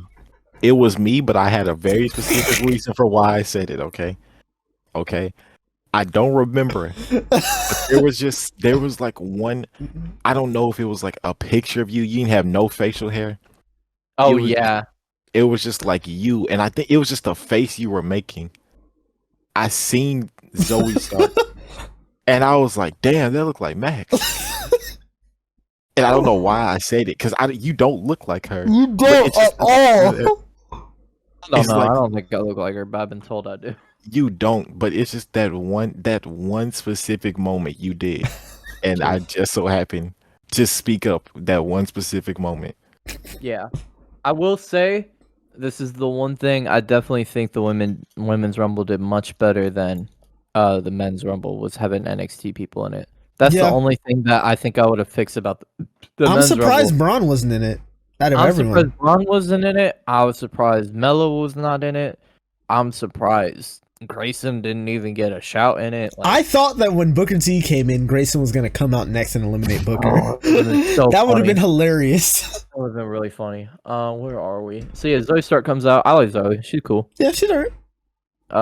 I still think her or she probably could be replaced by Cora, but I'm also dick riding there, so that's just me. But when I do it, like, you know, this is what I'm saying, bro. Dick rider! This is crazy to me, bro. Yeah, you can keep me accountable, but I admit when I'm dick eating. Next Xylee comes out. She had the staff. Her did. gear was looking sick. The Royal... Okay. I hate when they do this shit nowadays. The Royal Rumble is supposed to be no disqualification. Why don't they let her go into the ring with the staff? Why did the ref stop her from walking into the ring with it? And again, I was not watching during this period of time. Didn't Finley use Oh my god. That's what, bro, he got disqualified from a Royal Rumble one time because he came into the ring ahead of his number and hit like, I think it was the Great Khali or some shit like that with his shillelagh because Hornswoggle was in the Rumble first or something like that. Crazy. Exactly. I don't know. Let them use weapons. It was a big ass staff. What you mean let them use the weapon? Okay, that's on everybody else for not thinking of bringing a big ass staff. If I'm damage control, I would have brought a ramp and I would have brought the go-kart and I literally would have just done a GTA stunt into the ring. If I was in a Rumble, I would have just brought... Never mind, I'm not going to say that. Keep going. You are, I know where your mind is going. You are a fly on the wall if you know you know. Bro, listen. I'm not gonna say that. That's fucked up. But you know, what's wrong with you? Number 15 is Becky Lynch. She got a big ass pop. Whoa. Whoa. I like how he handled that, Tristan. Did anybody? I believe at this point, Natalya and Candice LeRae get fucked up by damage control. Yep. Yeah. Ha. Number 16 is Tegan Knox. Absolutely no pop at all. Shout out. Yeah, shout out to Tegan Knox. Shout out Team Kick. Yeah, absolutely. Bro. The big three. Sorry, more like with you rocking your knee back and forth. I had to do the Peter. I was gonna say the big three, more like the big knee. If anybody's watching this, I do not condone none of these niggas. Knee injuries are serious. They are serious. I like Tegan Knox. As Mr. Brittle she's really good. As Mr. Brittle Bones, I've luckily never done anything to my knees. I hope it stays that way because knees suck. Yeah, you should go for a Shining Wizard one day. That'd be awesome. That's my finish. Shining Wizard in the wheelchair? Yeah, bro. I want you to tell me that would be hard, bro. Yeah. Think about the impact. Yeah. Think about the impact. What's so crazy the momentum about her fucking injuries? Both of those injuries are so freak accidents. It's fucking crazy. Dude, like, I can never watch the Mae Young Classic one with Rhea again. I can never watch that shit because you guys have seen it, right? Like in its entirety. It's so fucking sad to look at, dude. Well, I watched there's the backstage too where they kept filming that one too. Triple H walked up and she started like crying, saying "I'm sorry" and everything, and Triple H was like, "Don't apologize." Yeah, that was like, kind of fucked up to keep filming that, but yeah. Oh my god, bro, that injury actually changed Rhea's life. Yeah. I'm pretty sure Tegan was supposed to make it to the finals of that tournament. Probably. Which is crazy, yeah. The next injury. Sheesh. Man, look, we talk about biggest pop of the night for the women by far. Dude. She comes. So first of all, I keep forgetting that Asuka has like the updated theme. Oh, they just changed that. But it's still good though. It's still really really good. The original is still top 5 all time women's theme. Maybe one. Probably is one in my opinion. But yeah, she's doing the shit to the ring, and she has like a big old Oni mask on. Yep. And she takes that shit off. And she got the tongue out. Dude. Yeah. The fucking yeah, no, I remember this, dude. She takes the mask off. Corey Graves is on commentary. I didn't hear this the first time we watched it. He just audibly goes, "Yeah!" Like he just gets so good. No, I thought that was Pat. Nah, that was Corey, bro. That's smart. That actually, Corey just earned some brownie points back with me. Yeah, but yeah, Kana. I don't call her Asuka no more. That motherfucker's Kana. Kanaska is. Man, you are crazy for that. Kanaska is here. Oh my god, I just realized. Yeah. Oh my god. Yeah. You never got that after all this time? That was created as hell. That's yes. He is a creative person. Thank you. Yeah, Asuka goes to the ring. I'm pretty sure she almost immediately fucking eliminates Tegan, which is I think so, yeah. Hilarious. At the same time, She was kicking people the whole match. Ironic. She was beating the shit out of people. She looked good. She also took some really nasty bumps too. So then 18 is Piper Nevin. Yep, not dead. Bro, the commentary wouldn't shut the fuck up about it either. Every time she hit a move, someone would be like, "Oh, she dropped them. Oh, she knows how to do some stuff, doesn't she?" And Corey Graves, I think Corey Graves did the fucking Keenan and Kel shit too. He was like, I do, ooh, and I'm just like, shut the fuck up, bro. Yeah. Sometimes it's better not to talk, I swear. Yeah. Shut the fuck up is mad underrated, I promise you. Shut the fuck up is mad underrated is crazy. It's also accurate. I will say, I was happy to see Piper back. Shout out Oedo Tai. But yeah, cool to see Piper back. I think they also said she wrestles like a Viper, because Viper was her fucking name before that. Viper Nevin, sure. Is she from Viper? Good question. Piper Nevin definitely in my Piperville.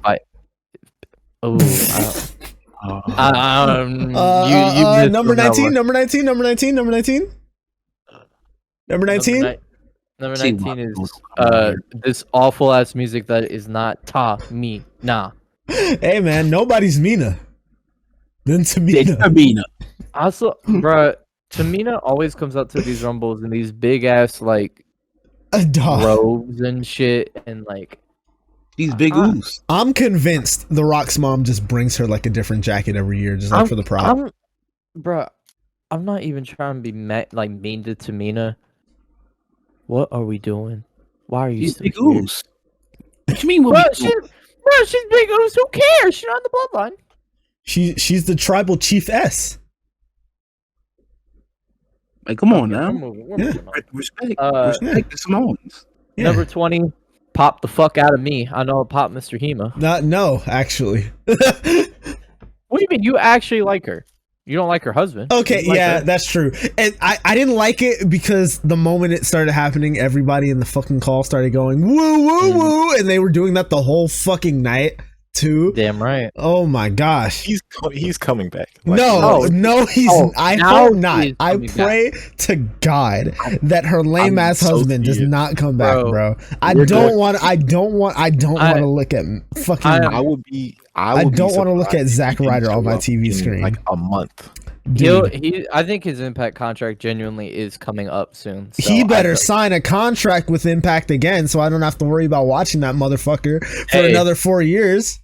All right, Mr. Chris Bay hater, let's calm down. I don't hate Chris Bay. I love Chris Bay. I just hate that he re-signed with Impact. Because I'm not gonna watch Impact. Yes. Those who don't know, Chelsea Green entered the Rumble. Dope ass entrance, great gear. She looked really fucking good. And then she went in the ring. And she immediately got eliminated by Rhea, which Bro. set a record for fastest elimination by a woman ever. W, in my opinion. I legitimately missed this. I looked away for a second to get like a drink or something like that. Then I turned back and she was just outside the ring. And our friend Bam was just laughing, and I was like, "Wait, what happened?" Yeah, Bruh. I mean, it was pretty cool. I was glad to see her. I hope she actually has a role this time. I think, real quick, I think the plan is they're gonna give her a Karen gimmick. Oh, bruh. I don't know how I feel about that. I thought as long as she's not doing the shit where she's taking over Toxic Attraction like the original rumor was, then I'm cool. Oh, that would suck. That it would should not absolutely be Sonya. Awesome. It should absolutely be Sonya. That'd be awesome. I think it would be fine. I just go get Maggie. She does the Karen gimmick. She takes Toxic and Dragon. Hey, Max, you might be on. You're lying. hey, you know what's hilarious about Miss Mandy Mafia? So after Chelsea, like right before we get to the next thing, they show a Street Fighter ad, and then Zelina Vega comes out and she's dressed up as one of the new Street Fighter characters. Yeah, Zelina Vega sponsored in the Royal Rumble. That's awesome. Yeah, which this popped me because Zelina Vega, huge anime fan, by the way. Yeah, big fan of her work. Big fan of her as a manager. She's very good at everything she does. Yeah, shout out Aleister Black for literally making deals with the devil. He's really just like Mike the Miz Mizanin. What's it called? She does not, as big of an anime fan as she is, she does not do anime cosplays well at all. I'm sorry, your wrestling attires have not been good, except for the one that you should have used when Vince scrapped you. That shit was awful, but yeah. So it was cool to see her finally have a good cosplay. She had a cool spot with Xia Li where she did the pose from the Street Fighter. They did the fucking Street Fighter fight on the apron of the ring. Yeah, that was really cool. And she actually like low key got offense in. She didn't just get bitched out, which was cool. After that, Raquel Rodriguez came in. Hometown Pop. Hometown Pop. She's from Houston. Corey Graves on commentary said like I think 40% of the crowd tonight might be related to her, some shit like that. God, that is an unreal racist fucking thing to say. Yeah. I did not hear that. I don't even think he tried to be racist, but it came out so wrong. It came out. It looked horribly. I think he was trying to say how her family was in the crowd or something. Mm-hmm. Yeah, he did not. Because I think she legitimately did have like a bunch of fucking people in her family in the crowd. Oh, I bet. That's their first Rumble, I think, too. Yeah, that sounds crazy. But yeah, that's crazy. Number 23 was Mia Yim. Just call her Mia Yim. I'm fucking begging. Why are you? So let's move on to number 25. Damn, all right. You see what I did there, Max? Yeah. I agree. I didn't even have a line. I was trying to think of one, so thank you. Yeah. Let's just move on to number 25. Number 24 didn't happen. Yeah, whatever. Tonight, bro. Like, bro, what? No. Do you honestly want us to talk about Lacey Evans, Tristan? Yeah, she got her shit eliminated. What else is? Bro, fuck her. I'm out of here, man. Yeah, on God. What is wrong with you, Tristan? What's wrong with me? It's not like she was the worst entrant in the Rumble. Well, I mean, he's not wrong. Number 30 was, number 25, they announced this Michelle McCool. They do the commentator spot because they showed her earlier in the night with her kids. And yeah, she just has a sports bra on and like yoga pants, and we should have known. We should have known. And she gets on the barricade and she almost fell. That shit was hilarious. My God, that shit scared the fuck out of me. The lesser half of Late Cool. Whoa! Respect Michelle McCool. Respect the master of the faith breaker, bro. Come on now. Man, respect OG Charlotte, man. Respect her. Bro, you just said OG Charlotte. That makes me not like Michelle McCool anymore. Makes me Wow. not. I don't like Charlotte. You know this. The standard bearer of the Divas division. Get You a don't load like of this guy, bro. The standard bearer of the Divas division. No, she actually was though. Like he's not lying. No. I'm not trying to shit on Michelle. Like Michelle is cool. Michelle is McCool, but like I'm sorry, I could not. But She was the first ever Divas champion. She's the Kobe Bryant of the Divas division. You are an absolute hater for that one. What the fuck is wrong with you? Wait a minute. Wait, so she's that. What is AJ Lee? AJ Lee, she more than. I gotta think. Hold on. Let me think of my. She's more Allen Iverson. You know. I knew you were gonna say. She's LeBron if she's Kobe. Bro, no. Most Diva stands don't like AJ Lee. She's more Allen Iverson. I don't care about Diva stands. I am a Diva stan. What is Kelly then? Is Kelly LeBron James? Kelly, no. She was Dirk Nowitzki. She was. I would have said JR. That's JR. JR Smith? Yeah. J.R. Smith is crazy. I gotta come up with an NBA players divas. Yeah, that might be a segment. That should be a segment, actually. NBA players to wrestlers comparison is hilarious. I think Lacey at this point got eliminated by Raquel. Mission got eliminated by fucking Piper Nevin. Yep. Zelina got eliminated by Lacey too. Disgusting. Number 26 was Indy Hartwell. Good. Yeah. Pop big for this. Yeah, we like those. I was very happy about this. The crowd about fucking time. Maybe keep her up here, please. I also agree. I think Indy's. What do you mean? No. She's not getting the title. No, bro. She's not doing shit in NXT, bro. It's time. It's been time for months. I'm not. Then be with Dexter, bro. Like, no. Bro, then let her be with Dexter and Johnny. Just do the way without Theory. What do you mean? They're not doing anything. Bro, just do the way, bro, at that point. If they're if they're still planning on bringing in Eric Young and bringing back Sanity and shit, they're probably going to do the way versus. Yeah, you didn't hear? A while ago they were saying that they were planning on bringing back Eric Young, but I know Eric Young got kayfabe killed in Impact, which is crazy. Yeah, the plan is they want to bring back Eric Young, and they've been having Nikki stalk Candice and whatnot. So I imagine they're like gonna try and bring back Sanity, and if that's what they're gonna do, then sure.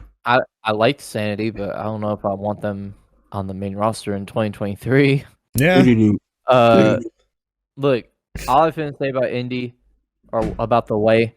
I don't like Austin Theory. It's a very well-known thing, but I would very much like the way to come back because that shit was actually. Bro, just have Dexter take his spot. Yeah. Oh my god, bro! Y'all gotta get off this weirdo's dick, bro. No, bro, we don't like that nigga. No. He's nowhere near as bad as y'all give him credit for, bro. You're not calling Dexter a weirdo when you talk about the IRL weirdo. Crazy. That's a very good point. Who are you talking about? Theory. Nigga, both of them are weirdos. Bro. Nigga said that to save face for Dexter Loomis. Like, nigga, he a weirdo. Bro. Austin Theory in the way? Dexter Loomis in the way?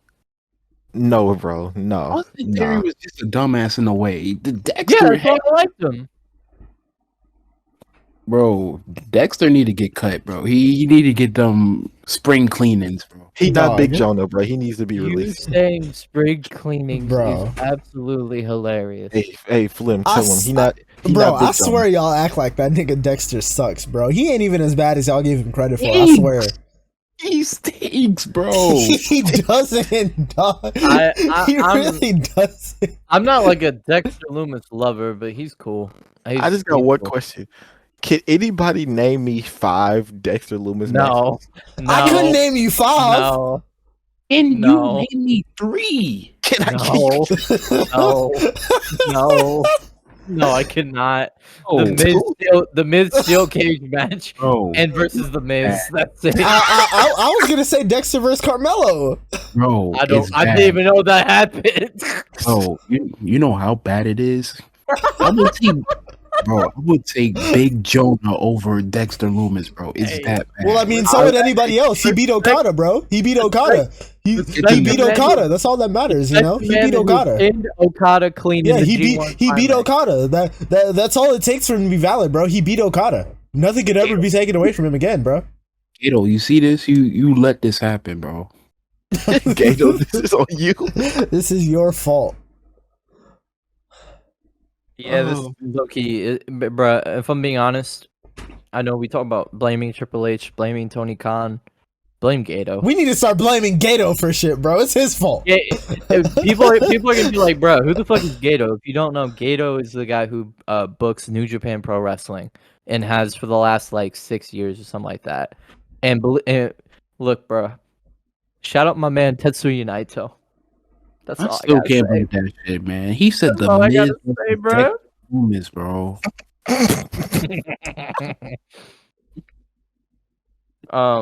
Anyways, so after that, Sonya Deville comes out at 27.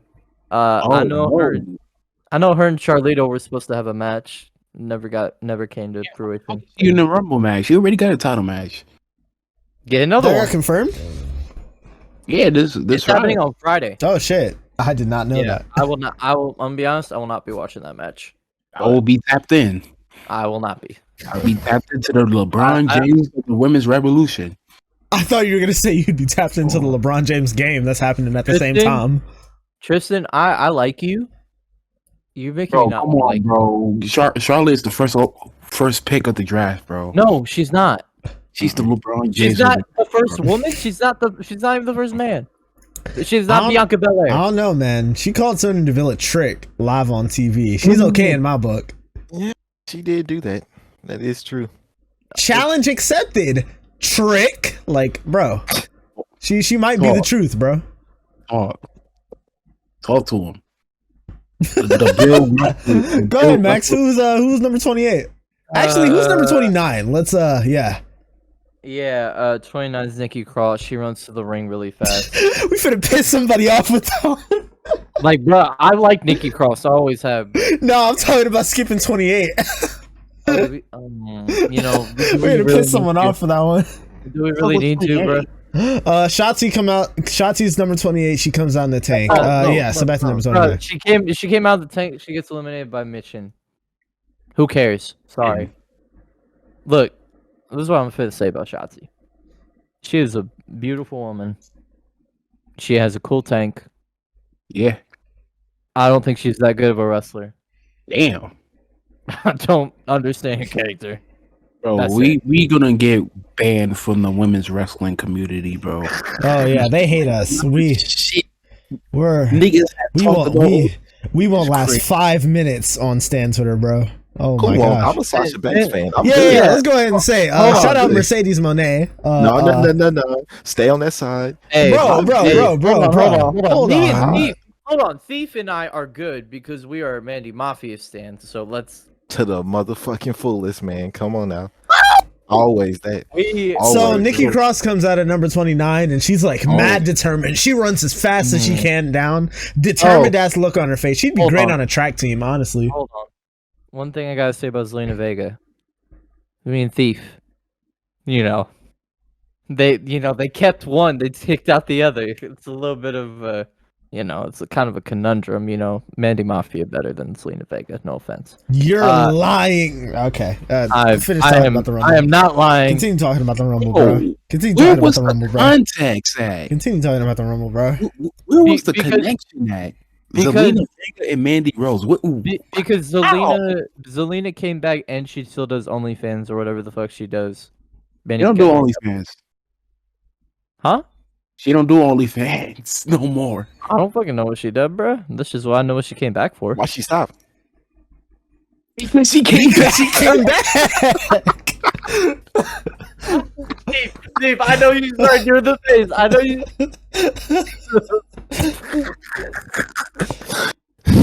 Wait, what? Jesus Christ.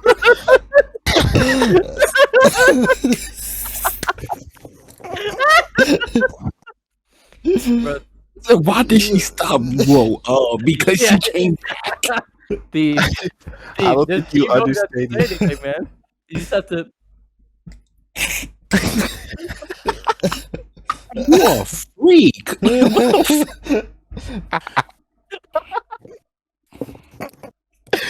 God, bro, this shit got me crying. Oh man. Anyways, at this point, a bunch of the big girls start to eliminate people. Roxy, Raquel, Asuka. They start to just clear house. Same thing with Damage Control. At some point, Becky eliminates Damage Control except for Bailey. Bailey kicks out Becky. Who got Bailey? Liv. That happens. Awesome. It's like top. I don't remember. Yep. This shit was absolutely. They fucked this up in every way, shape, and form. One of the biggest Rumble botches of all time. Right as number 10 starts flashing, fucking the music. Man, I still had a sliver of hope that we were finna feel the glow. I was excited. Nope. I was gonna be happy. Nope. Nah. You ain't finna hear no feel the glow. You ain't finna hear no let's light it up. You finna get the irresistible force. Nia Jax has come back to WWE. She kept her theme. And I'm so surprised she kept her theme. She has merch on WWE Shop, so I think she's back for the long haul. Are you buying? Hell no. Bro, I can't believe that they fucking called her back. They said, we want you to come back. That is I'm sorry, bro. I was very optimistic about this Triple H shit. He is giving me nothing to look about. I can believe that she'd come back. Why? Yeah, because Triple H has been nothing if not intent on bringing in 2015 to 2018 NXT onto the main roster, and Nia Jax was yeah, exactly. And if he is bringing in the good ones, they don't get no fucking reaction because they ain't getting booked right. Yeah. Give me Johnny Gargano versus fucking Austin Theory. I cannot believe I'm saying that shit, but give me something like that, bro. Give Johnny something. This kid has it all. All brains too. I hate you. 24 years old. He ain't even 24 no more. Nia, when they first panned her, she low-key cracks a smile. She's like, I can't believe that fucking happened. She waddles her way down to the ring. I'm sorry. Waddles is crazy. I have no respect for this woman. I'm sorry. I don't like her. Damn. You finna get the whole bloodline after us, bro. I'm not gonna lie to you. Bro, I don't care about Big Oos. Bro, coming after me. That's whoa. My fellow Samoans, he is not speaking for us. I give a damn what the tribal chief says. I care about what the tribal chief says. I give a damn what the tribal chief says. I don't care about what Nia Jax says. That whatever. I'll throw up the one for Roman. I will not. No. You don't have the right to throw up the one. Not after that. Why? You know what you did. We know what you are. Bro, Flim, that nigga Max is finna get jumped by the Usos in solo. He finna in the next No. Let me tell you something. In a couple of years, when I show up to the NXT parking lot for work, I already know what's gonna happen. Yeah, nah. Jacob Fatu finna walk up to you like, "Yo, what's good? I just want to talk to you." Roman Reigns hey, like,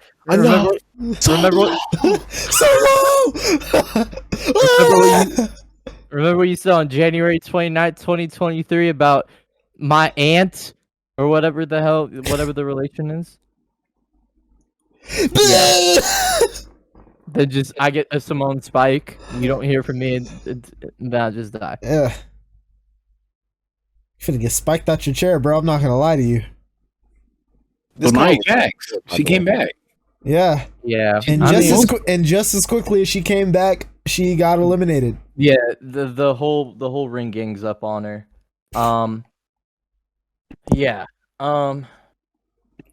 That shit is just, I can't believe they fucked Nia's shit up so bad. Don't carry me.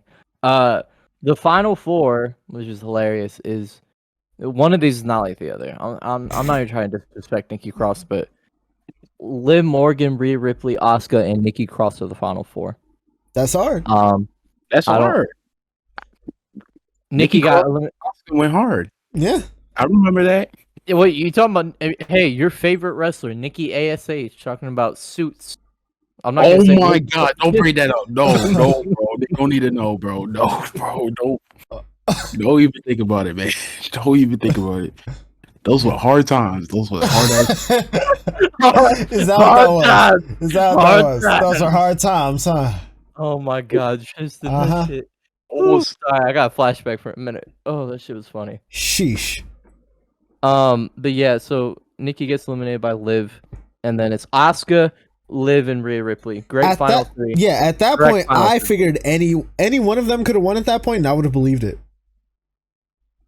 I mean, you believe anything, to be honest. I'm not gonna lie, Flynn. All right, bro. Damn. All right, bro. Damn. Shout out to Liv Morgan. All right, bro. I'm sorry, bro. His all right, bros is so sad, bro. All right, bro. So disappointing. All right, bro. All right, bro. Yeah. Do y'all want to take the finish? Because I don't remember the exact shit that happened. I know the miss shit happened. So they was on the apron, right? It was an apron. Three of them. They was duking it out. They was duking it out, and then Asuka spit some fucking Kool-Aid, but it meant nah, she spit some Mountain Dew pitch black. Yeah. That was purple. It was blue. It was black. It was some Mountain Dew pitch purple. Yeah. It was blue. There was some Mountain Dew pitch black. Yeah. All right, bro. You getting your colors mixed up, bro. So she tried to miss Rhea, but she hit Liv, and then Rhea just did some fucking 619 type shit and flew out. She scopes her knees. Yeah. And then Liv is trying to get Rhea out. Like one of Rhea's foot touched the floor. Niggas was trying to say both, but it was one of them. It was 1 foot, 1 foot, 1 foot. It was that Vince fucking call. Well, she also definitely did that because of what's it called that happened that one year? Remember when when it was her and Bianca. Yeah, where they fucked up the finish. Rhea Ripley won the Royal Rumble, yeah. And then Rhea, she swung her body to the side. Grabbed Liv by her fucking with her legs and just slammed the fuck out of Liv. Yeah, it's basically like a head scissors Hurricane Rana type shit to Liv from the apron to the floor. Rhea Ripley wins the Royal Rumble. I can't believe number 1 and 2 were the final 2 of the Rumble. Honestly, I told HEEMA about this because we talked about the Rumble in general after in DMs. They definitely, because I mean, excluding this pod, I've not been watching weekly WWE at least.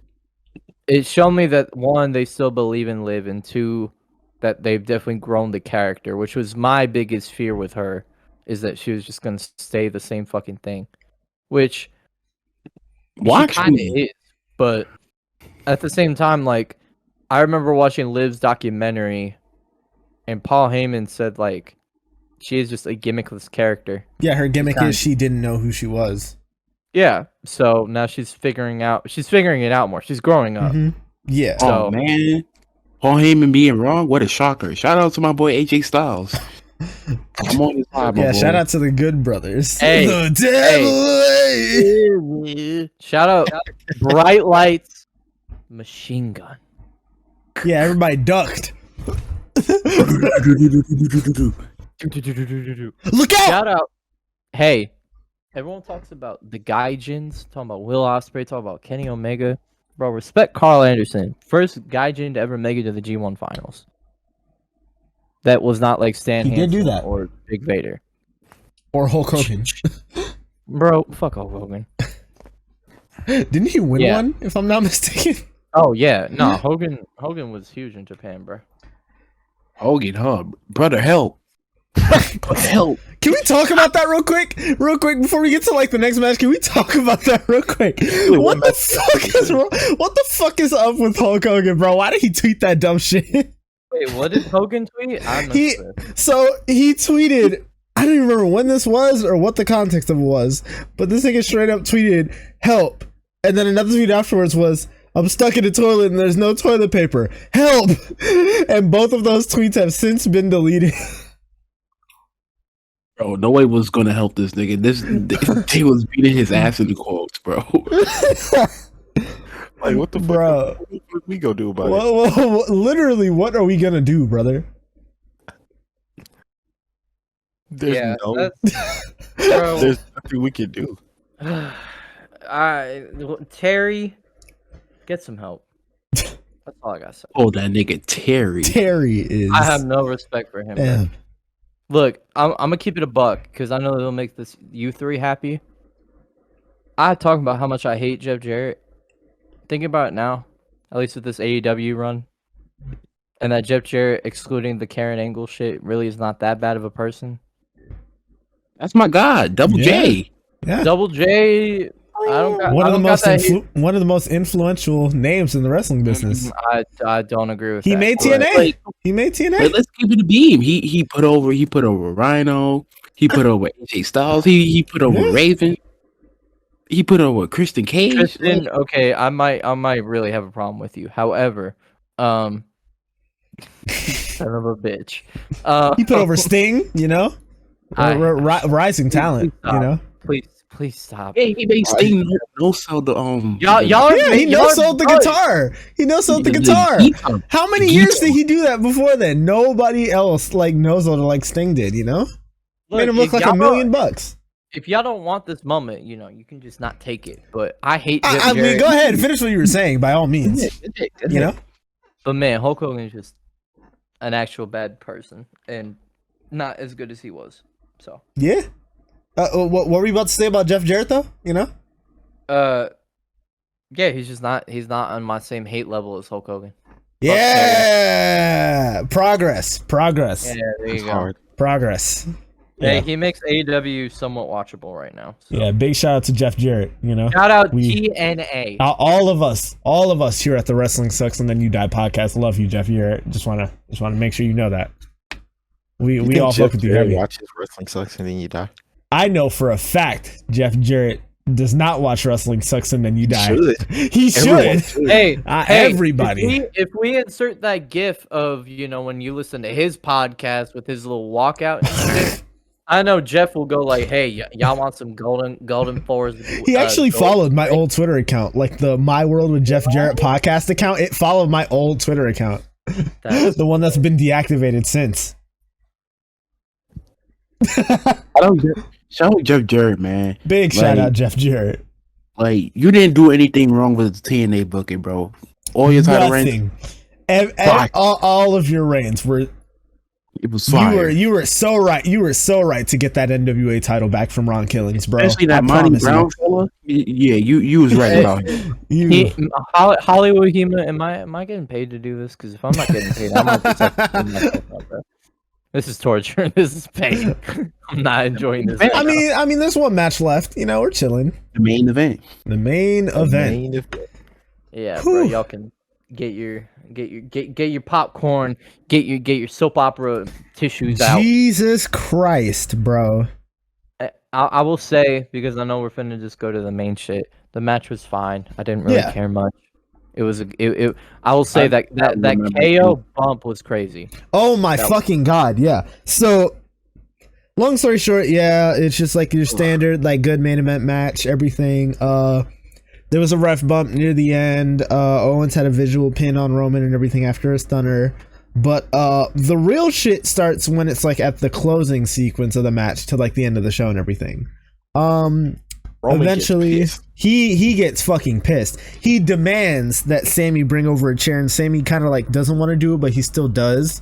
When he does and he tries to like hit Kevin with it, goes for a stunner, all that stuff, yada yada yada. That's where he gets the visual pinfall. But yeah, afterwards what ends up happening is they get to the outside of the ring. Sammy's telling Kevin, like, dude, just stay down. Just stay down. Please, just stay down. Like, we're begging you. Roman walks over, pissed the fuck off, runs up. He starts running.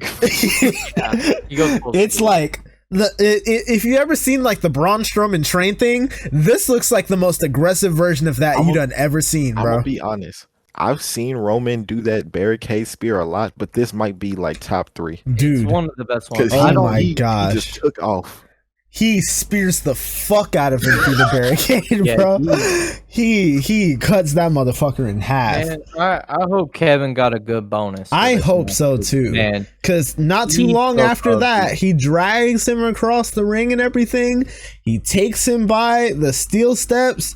He grabs Kevin Owens, and mind you, like, he didn't move the steel steps or anything at all. It's still like placed exactly where it is on the ring. Kevin Owens is back first onto the actual step part of the steel steps. Roman winds him back and just slams him head first into the steel steps twice, bro.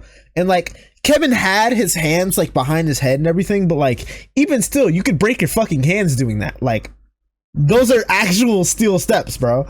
But yeah, after that, he gets him back in the ring, spears him again, goes for the 3, and yeah, Roman Reigns retains the title as if there was any fucking doubt. But that's not really like the point. The point is what happens afterwards, because after the match, the rest of the bloodline comes out. Jay has the lay, like the same lay that he put on Sami Monday in the court. He's about to put it on again. Roman stops him because he's like, oh no, we're not done with tonight just yet.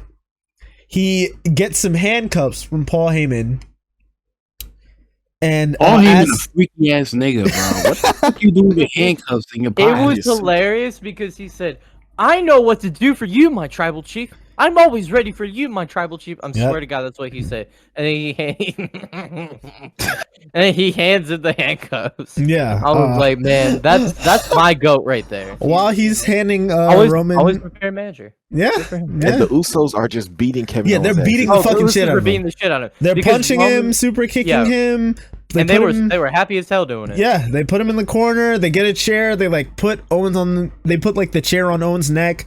Solo does the running ass to the face, whatever thing. The Umaga spot, basically. I never know what it's actually called, but that yes. Yeah, eventually they take Kevin's arms, they handcuff both his arms to the ring ropes, and from there it gets like mad uncomfortable. Meanwhile, Sammy's just sitting like at the corner with Roman just like hand on his shoulder, just like, yeah, look at this, this is dope, ain't it? And like the Usos are just kicking the shit out of Kevin Owens. Like they are super kicking him over and over like and endlessly over. And Sammy's just like, dude, he visibly does not want to be a part of this. No. Kevin Owens is literally turning red. Like, he's just sitting there getting kicked over. Yeah. And like over. it's so good because it was hard to watch, but you couldn't look away, which was perfect. So like they keep on doing that for a little bit. Because we're a freak. Okay, bro. Anyways, eventually Roman takes like the same chair that Solo did the hip attack with and everything. He points it at Kevin. He's like, "Oh, I'm gonna fucking kill you at this point." Basically, all that junk. He was getting ready to just like go to town, bash his fucking brains in. But before he like actually hits Kevin, Sami gets in the way. He like stops the two, and he's like, he literally tells Roman like, "Stop! You don't need to do this. It's done. You beat him. It's over." He says specifically, "This is beneath you." Basically. This is beneath you. You don't have to do this. It's done. You did what you had to do. You're still champion, all that stuff. So then Roman, after taking a second, he just silently lifts up the chair to Sami and he's like, I don't need to do this. No, you do it. Which I think is fucking awesome when you consider that like Sami literally said, this is beneath you. So Roman said, you can do it, not me. Basically saying Roman literally said, yeah, it is. It's beneath me and you're beneath me, so you do it. Basically. And I that's where I always saw it coming. Like, I saw this spot coming. But like I definitely enjoyed how long they took. They really let this man. This is a good 15 minutes after the match. They drew every second out with this, and it was honestly perfect because it made the build up for it seem like so much crazier. I remember, I can't speak for everybody else. Me and VC, I was fucking like at my wits end, like hands on my face, saying like, "Oh my god!" I wasn't talking. I was watching. I deafened in my D&D session. I got yelled at for deafening to watch this. I was that into it. I was very look. We are smart. Okay, we're not smart wrestling fans. We are not smart marks, but we are. You know, we know what we're doing. We know what we're watching. Yeah. But this shit was like, it was very good to watch, and it was very enjoyable. And I like a lot of people who I didn't even know watch wrestling were talking about how this is like some of the best shit that they've seen since Daniel Bryan. Like I still am not the biggest fan of that comparison, but like. It's comparable in that way that this has become the biggest storyline in wrestling on the main roster in WWE since I don't fucking know the Becky Lynch shit probably. Yeah. Maybe even before then, honestly. But I don't know. I mean, it's that or the Bryan shit probably. So yeah, I mean it's huge. Like people are watching that have not watched in a while. Yeah, so that's pretty cool. It's very cool how people are like really tuning into shit for Sami Zayn. Like, I never thought I'd see the day, honestly, where like, and him having like a moment like that is something so like universally seen. You know what I mean?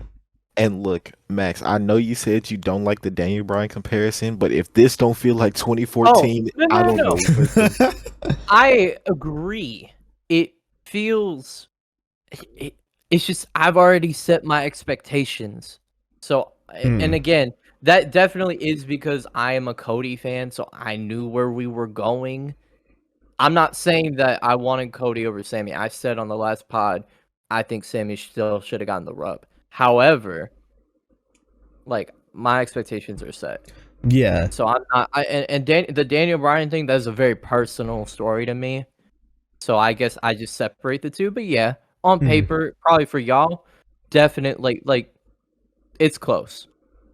I could get it from an outside perspective, but in my perspective, it's not close. But yeah, it's cool and it's very impersonal. So Roman hands Sami the chair, and he starts doing the same like gaslighting shit he's done to literally both Usos and Solo for the past like years, basically just saying shit like, oh, you don't need him anymore, he's an anchor holding you down.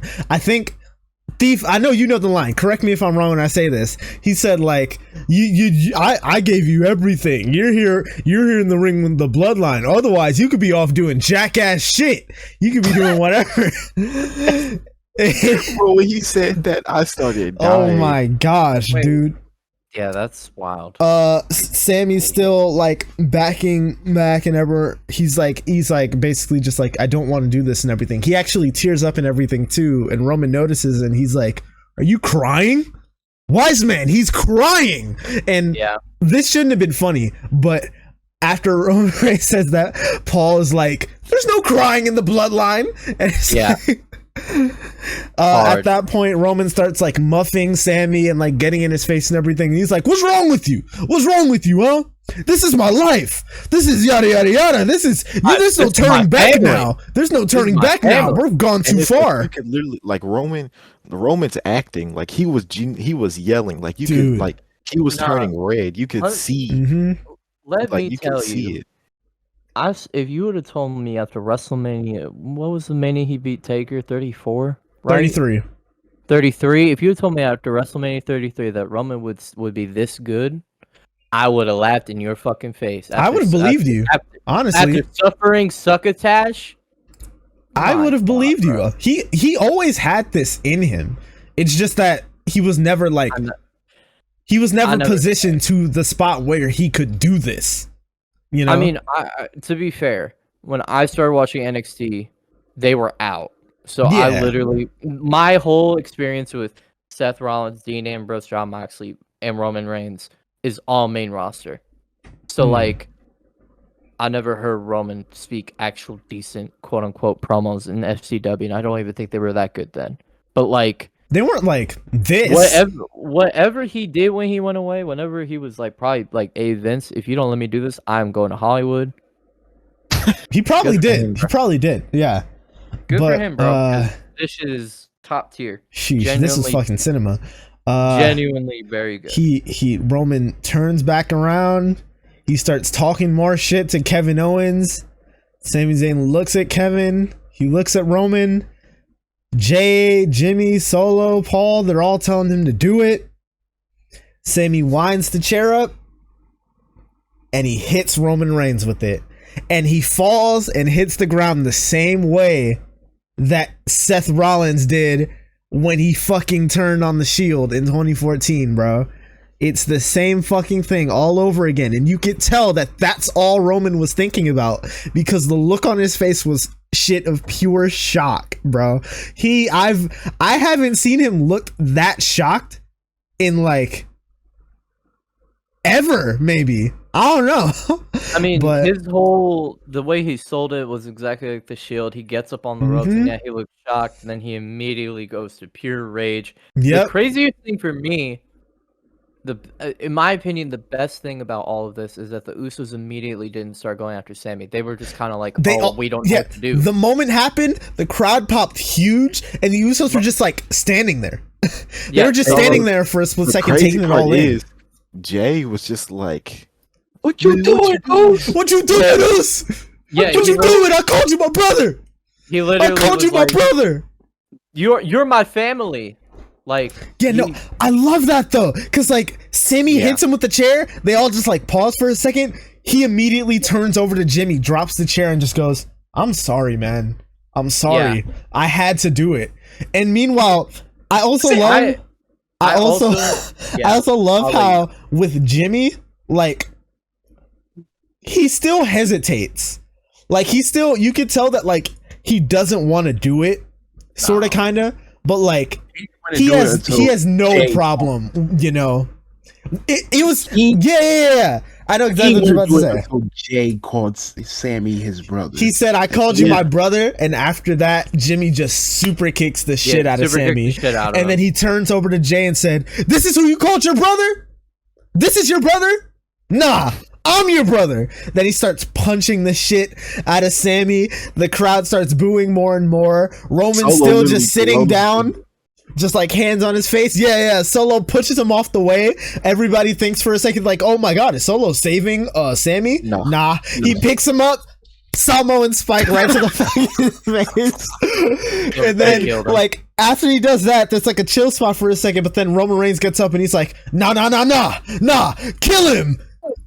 He legit says verbatim, kill him. Roman at this point is pissed. The nigga's red. He's cussing. He's so fucking mad, bro. While all this is happening, by the way, mind you, Jay is still like crossed as fuck in the corner. Meanwhile, they're all beating the fuck out of Sami and everything. I think Roman's yelling out like, "Oh, I gave you everything, and you want to put a knife in my back? I gave you the world." All that shit. I gave you the world. All that junk, whatever. And like, again, Jay is just sitting in the corner, just pissed off, but like you can tell that he's just hurt more than anything. He's just like really, really hurt. Eventually, Roman and Jimmy, they turn over to him, and Jimmy's like, "What you doing, Oos? What you doing? This ain't your brother. Get over here. We gotta come and get him." And Roman just silently goes like, "What are you doing? Who do you think you are? You gonna turn your back on family?" Which is exactly what he does. Because Jay leaves the ring and walks out on the bloodline. Where you going, Oos? Where you going? And then as this is happening, my god. I'm gonna be honest, I did not expect Jay to do that. I don't think anybody did. I thought Jay was gonna be the first one to turn on Sami, but I don't think anyone expected him to walk out like that or anything, bro. And it's crazy because like so he starts walking away and everything. This was another moment of it that shouldn't have been funny, but Reigns, he grabs a chair, he goes up to Sami and he's like, "Oh, you broke my family, you deserve this." He starts beating him up with a chair endlessly, like time and time again. They cut back. Mind you, he was doing this for like a solid like 1 or 2 minutes or something like that. They cut back straight.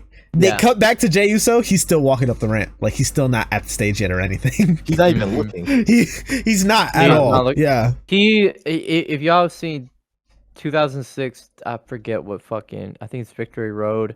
When Sting gets attacked and Samoa Joe wins. Oh yeah. And Samoa Joe's just walking up the ramp. He won't even look behind him.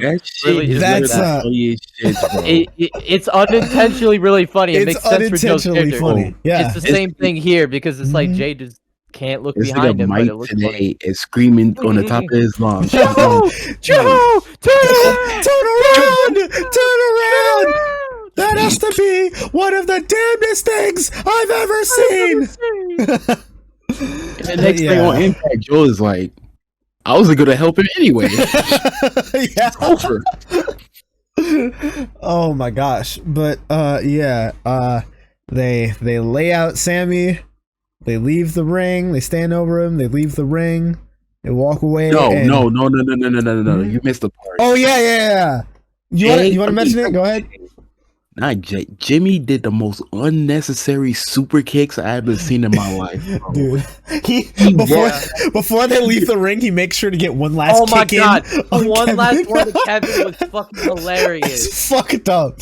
And that was to me like the most unintentional funny thing because I was like, of course, one more. That and the crowd is like as loud as they can chanting "fuck you Roman" while he takes the lei that Jimmy was about to put on Sammy and just ripping up the flowers on it. And he's not ignoring the chants. He literally he's looking around like this is how y'all feel. He's like, oh yeah, that's how you feel. Yeah. I like that.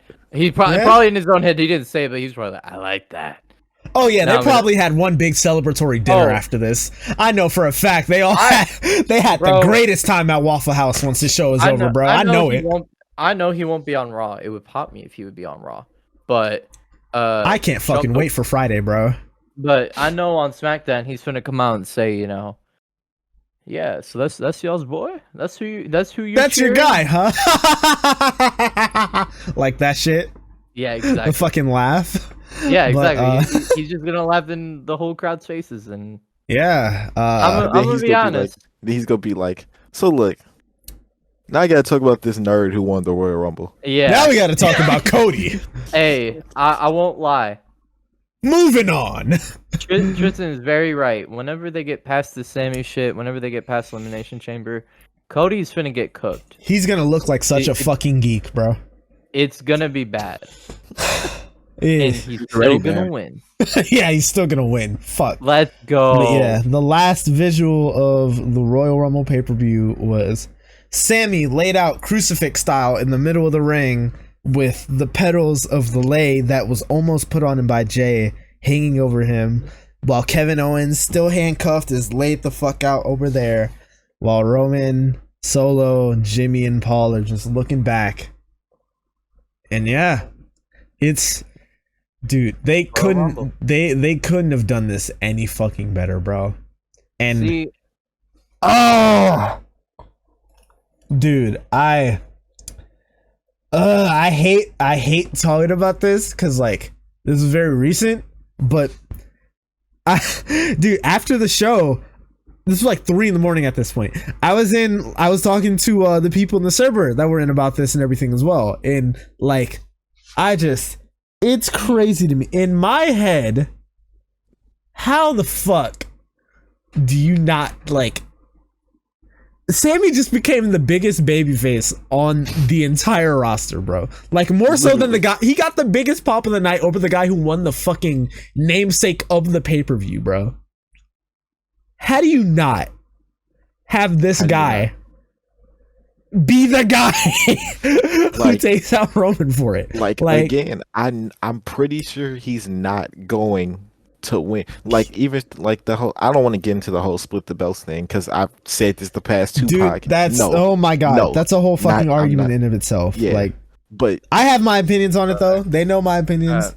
I genuinely don't like. It's getting to a point to where you just can't, like, you can't ignore it. Like, how do you How do you not? Like how do you not? How do you not? I know that like the whole idea is like what's probably gonna happen is Sammy's probably gonna face Roman at Elimination Chamber in Montreal. He's probably gonna end up like losing that. Maybe Jay will like cost him or some shit, and that'll be what like makes it so that like Kevin goes for the save. Sammy and Kevin versus you said Screwjob? Sammy and Kevin versus the Usos at Mania for the tag titles, and they win. But like, bro, I guarantee, bro. I guarantee it's gonna be Roman versus Sammy, and Jay's gonna be the ref. As soon as Roman put in that guillotine, Jay's gonna ring the bell. He's gonna ring the bell. He's gonna ring the bell. I'm gonna tell you right now, dude. I would rather they just don't do the match, personally. This story has gone so far beyond the tag team championships, in my opinion.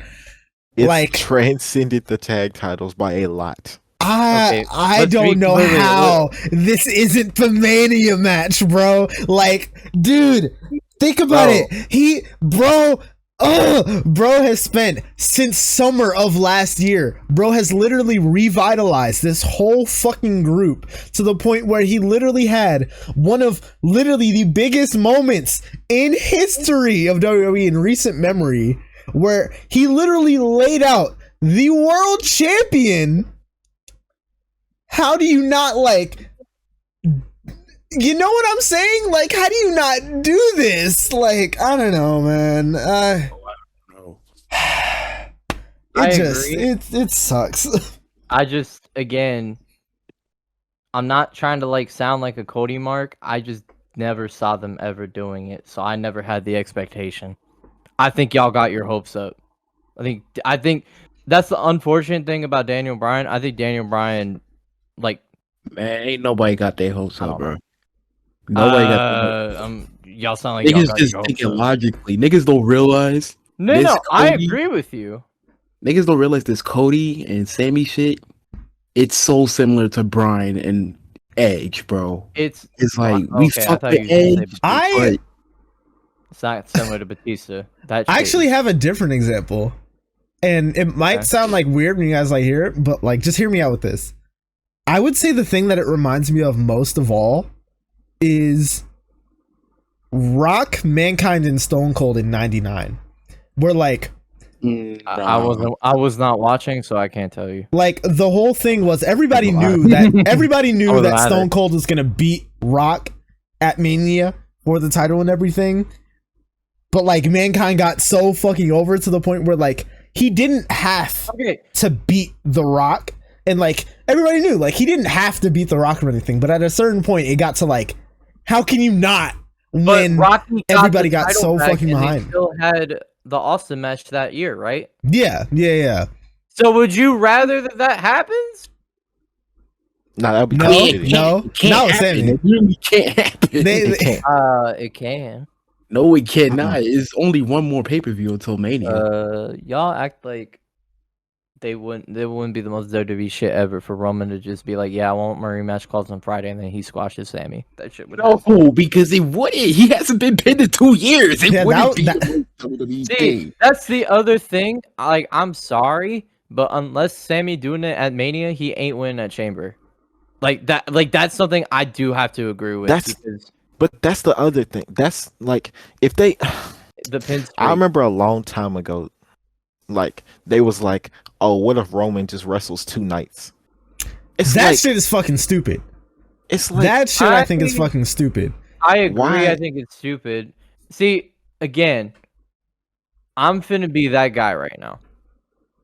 If y'all finna complain about shit, complain that they fucking very needlessly combined all the belts last summer with Brock. Yeah. we're on your side with that. Like all they had to do was have Seth Rollins beat Big E for the title at day 1 like they were going to do, and none of this would have happened. And again, I didn't care they combined the belts at the time because I thought Roman was going to be on both shows. I really didn't care. You were crazy. You thought he was going to work 2 nights a week? Listen, he showed up on Raw bro. And I'm serious. I don't care. I still think it would have been better for him to quote unquote bury the WWE title and fucking relinquish it that night. Y'all not thinking logically. Y'all talking about what the fuck are you talking about? Bro, y'all talking about you thought Roman was gonna show up on both shows? It's like Roman was showing up every week on SmackDown at that point. He was showing up. Bruh. He just didn't show up at the Mania. Yeah. Nah, he would take mini breaks before Mania and stuff as well, too. Yeah. He took mini breaks because he was feuding with Brock Lesnar. Like, besides that point, he was mixing it up with Finn Balor, fucking Montez Ford, fucking Xavier Woods, even Big E. He was there every week. Yeah, but like, I knew he was not finna be on both shows, which is what pissed me off about Brock the most, because I just did not want Brock to be there because I was tired of a part-time champion. We got a part-time champion again. Brock not being on both shows was fine because SmackDown was dog shit at that point. Right. But like, my whole thing is, if they wanted to do the biggest WrestleMania match ever, they literally could have done it for just the one title, and it would have been believable, in my opinion. They did not, bro. Brock did not need the WWE title. He did not. So that's where this whole thing starts. It's crazy. My opinion, literally, all they had to do was just have Seth Rollins beat Big E for the title at day one, and none of this would have happened. It would have been so smooth. Dude, it's crazy how smooth shit would have been if Seth had just won the title like he was supposed to. All I'm finna say. Oh, no, I don't know, man. All I'm gonna say. Y'all saying is like now? Bro, I said this a year ago. I still think some fuckery would have happened and Brock will be champion. I still think also if they wanted to split the belts, they should have just had Drew beat Roman at fucking Clash of the Castle. I still think that would have been fine. I know y'all don't like Drew or whatever. I still think that would have been fine. I like Drew. He's alright. It's them. It's not me. I like Drew. I do too. I'm the one who was saying he should have beat Roman. Yeah, I agree because this belt shit is legit pissing me off. If anything, they should have just had them fucking merge the two titles into one. Yeah. If they did that, there would have been so much less shit to worry about. But you know what's hilarious? That's the one that should happen. Is Fox won't let that happen. Fox literally wants their own title, so the Universal title will be staying around. It's hilarious because it's like, it is one title. He just carries like two titles. Bro, it's the WWE World Heavyweight Championship shit all again. I know what Flynn is trying to say, like, what those two titles, fucking the undisputed title, and then just give what's his name? What's the other show? SmackDown? Yeah. The other show. Whichever one Roman is not on. Show. Whichever one Roman is not on, give them like fucking Triple H that shit. Bring in like just bring in a new title. Bro. That shit would not make any sense, bro. I still think it would be very stupid because like I thought about it with Flynn last night. I still was like, man, he'll just keep the WWE belt and just separate them. But thinking about it now, he talking about getting the WWE Undisputed Universal Championship. You can't Triple H the shit because you have another nigga who's basically carrying two titles. Well, that's the problem. Just do that. I don't think Cody is gonna work both shows either. So, like, even the Triple H shit was insane. Giving somebody the fucking world title, just giving it to them was insane. It was crazy. That's why, like, the Universal title when it was first introduced and they had the tournament was awesome. That shit was crazy. Shout out my boy Finn Balor. Oh no, it'd be fucking stupid if Cody were to win both the titles and he's like, oh, I just want the WWE title. Let me get rid of the fucking 800, 900 day one that Roman had and just let somebody else fight for that one. Because then that makes a mockery of that whole fucking reign. See, and I agree with that. It's literally the reverse of Roman winning the WWE title last year and talking about him relinquishing it. It's literally the reverse. Oh, it's a flux situation. Even though the Reigns was trash, they should have went the Becky route. I think she beat like Lacey Evans for the and Raw then lost to title. Charlotte, yeah. And then like she was about to leave the ring, And then Charlotte's theme started hit. Charlotte was like, nah. Get in that ring. We doing this match right now. Like, that's so simple. Or even doing the Kurt Angle way. Just like have a triple threat. First fall, WWE title. Second fall, Universal title. It was simple. I don't know. Hold on. Tristan, you might be onto something. If we get a Mania triple threat, and the first fall is for the WWE title, and the second first fall don't even have to be Roman. It could be somebody else. It could be somebody. Hey, you might be onto something. Sammy just pins Cody, and then Cody pins Reigns. Imagine Roman lays Cody the fuck out, and then Sammy comes in and steals the pin. That would be great. And then Cody pins Sammy for the other one. Dope split. I think Sammy will be out of the match at that point. Yeah. Sammy he wins the WWE title and he just leaves. I know I would. It's the other way around. No, look. Sammy steals Roman's pin on Cody, and then Roman just kills him. And he gets shit. Cody hits one crossroads, but he pins Sammy instead. That sounds like the most Cody shit, actually. Exactly. I would do that.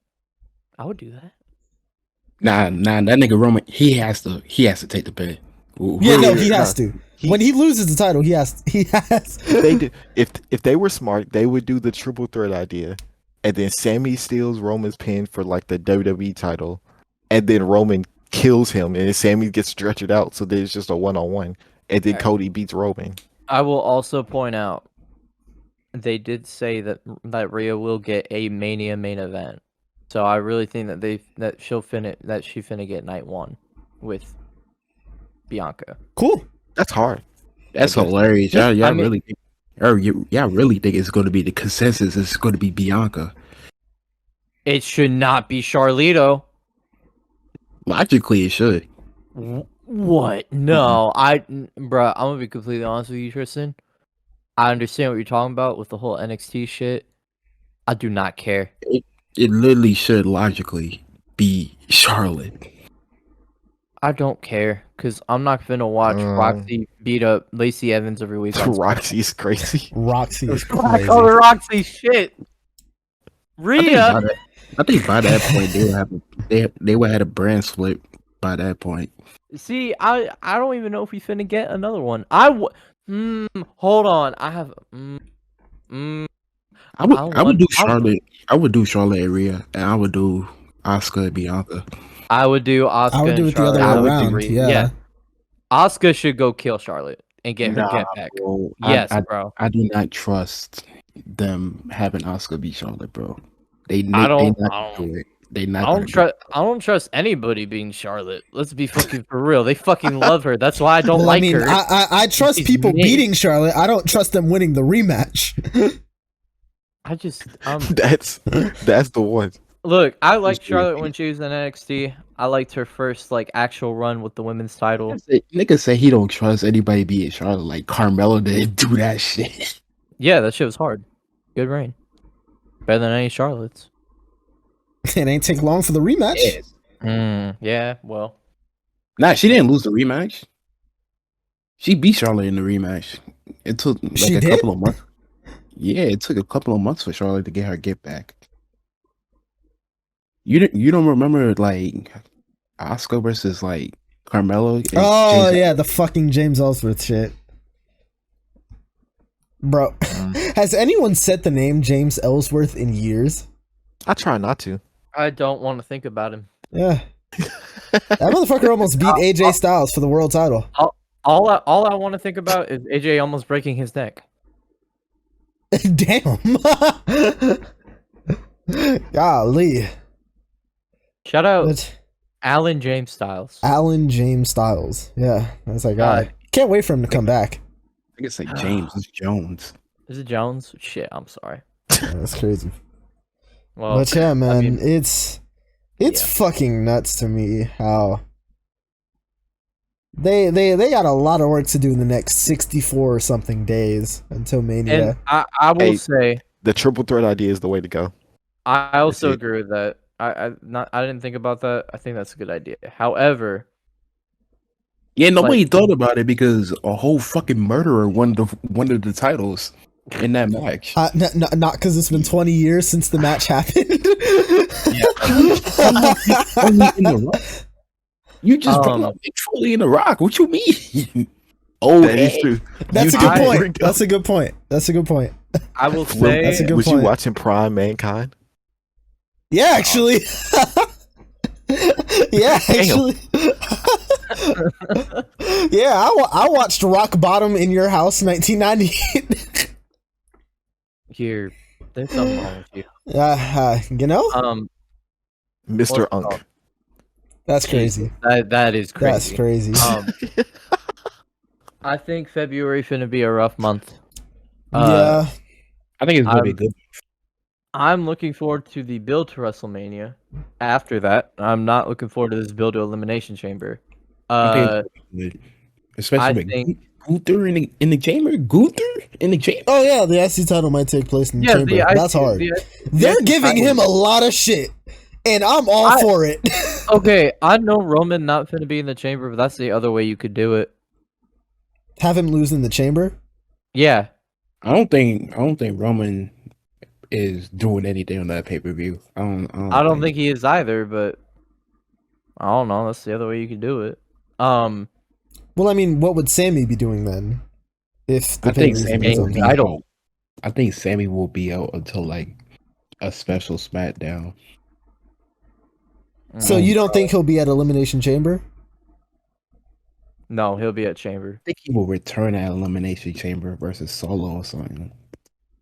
Because the Usos can't go over there. They can't even go over there. I think it's just Jimmy that can't go over there.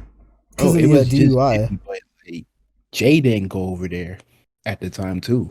Oh yeah, I forgot about that.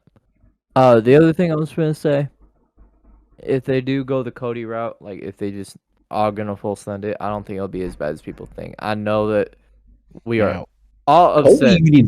What the fuck is he gonna do all February? See, bro, he should face Dominic. I ironically think that they might do the Ray thing, or that'd be awesome. This is what I do not want to happen. I just have a stupid feeling about it that Seth finna stalk him again. Nope. I don't want it to happen. I just nope. No, that's not happening. That's not happening. I know with every fiber in my being. Knock on wood. That shit is not happening again. I know it's not because Cody didn't even eliminate Seth. It was Logan fucking Paul. Well, I mean, they're obviously doing Rollins versus Paul at Mania, which Seth needs to win that. I think Cody is going to be in the middle of that fucking AJ Judgment Day shit. Why? Because he got nobody left unless it's Theory. Oh no! The fucking Miz, like he got nobody left. Yeah, no, they're probably gonna do. I mean, they're probably gonna put him like in a feud with like Dominic or something like that because of the whole Ray shit. I have a feeling one of Cody's biggest feuds is still gonna be him and Bray, and that will either be incredible peak cinema or it will be the most dog shit story I've ever heard. I don't think they're ever gonna have Cody Rhodes and Bray Wyatt interact. I'm not gonna lie to you, bro. Are you? I don't think that shit's ever happening. You can't see Bray talking about Dad and talking about Stardust, and then Stardust makes an appearance on Raw. Like, come on, come on. Let me write it. Let me write it. American Nightmare Cody versus the Fiend. The Fiend. Hey. Bray comes out with the fucking American mask. He has the red, white, and blue mask. Who gives a fuck? I'm not gonna lie, I had to build that one up, bro. I know I'm not the only motherfucker that don't want to see that, bro.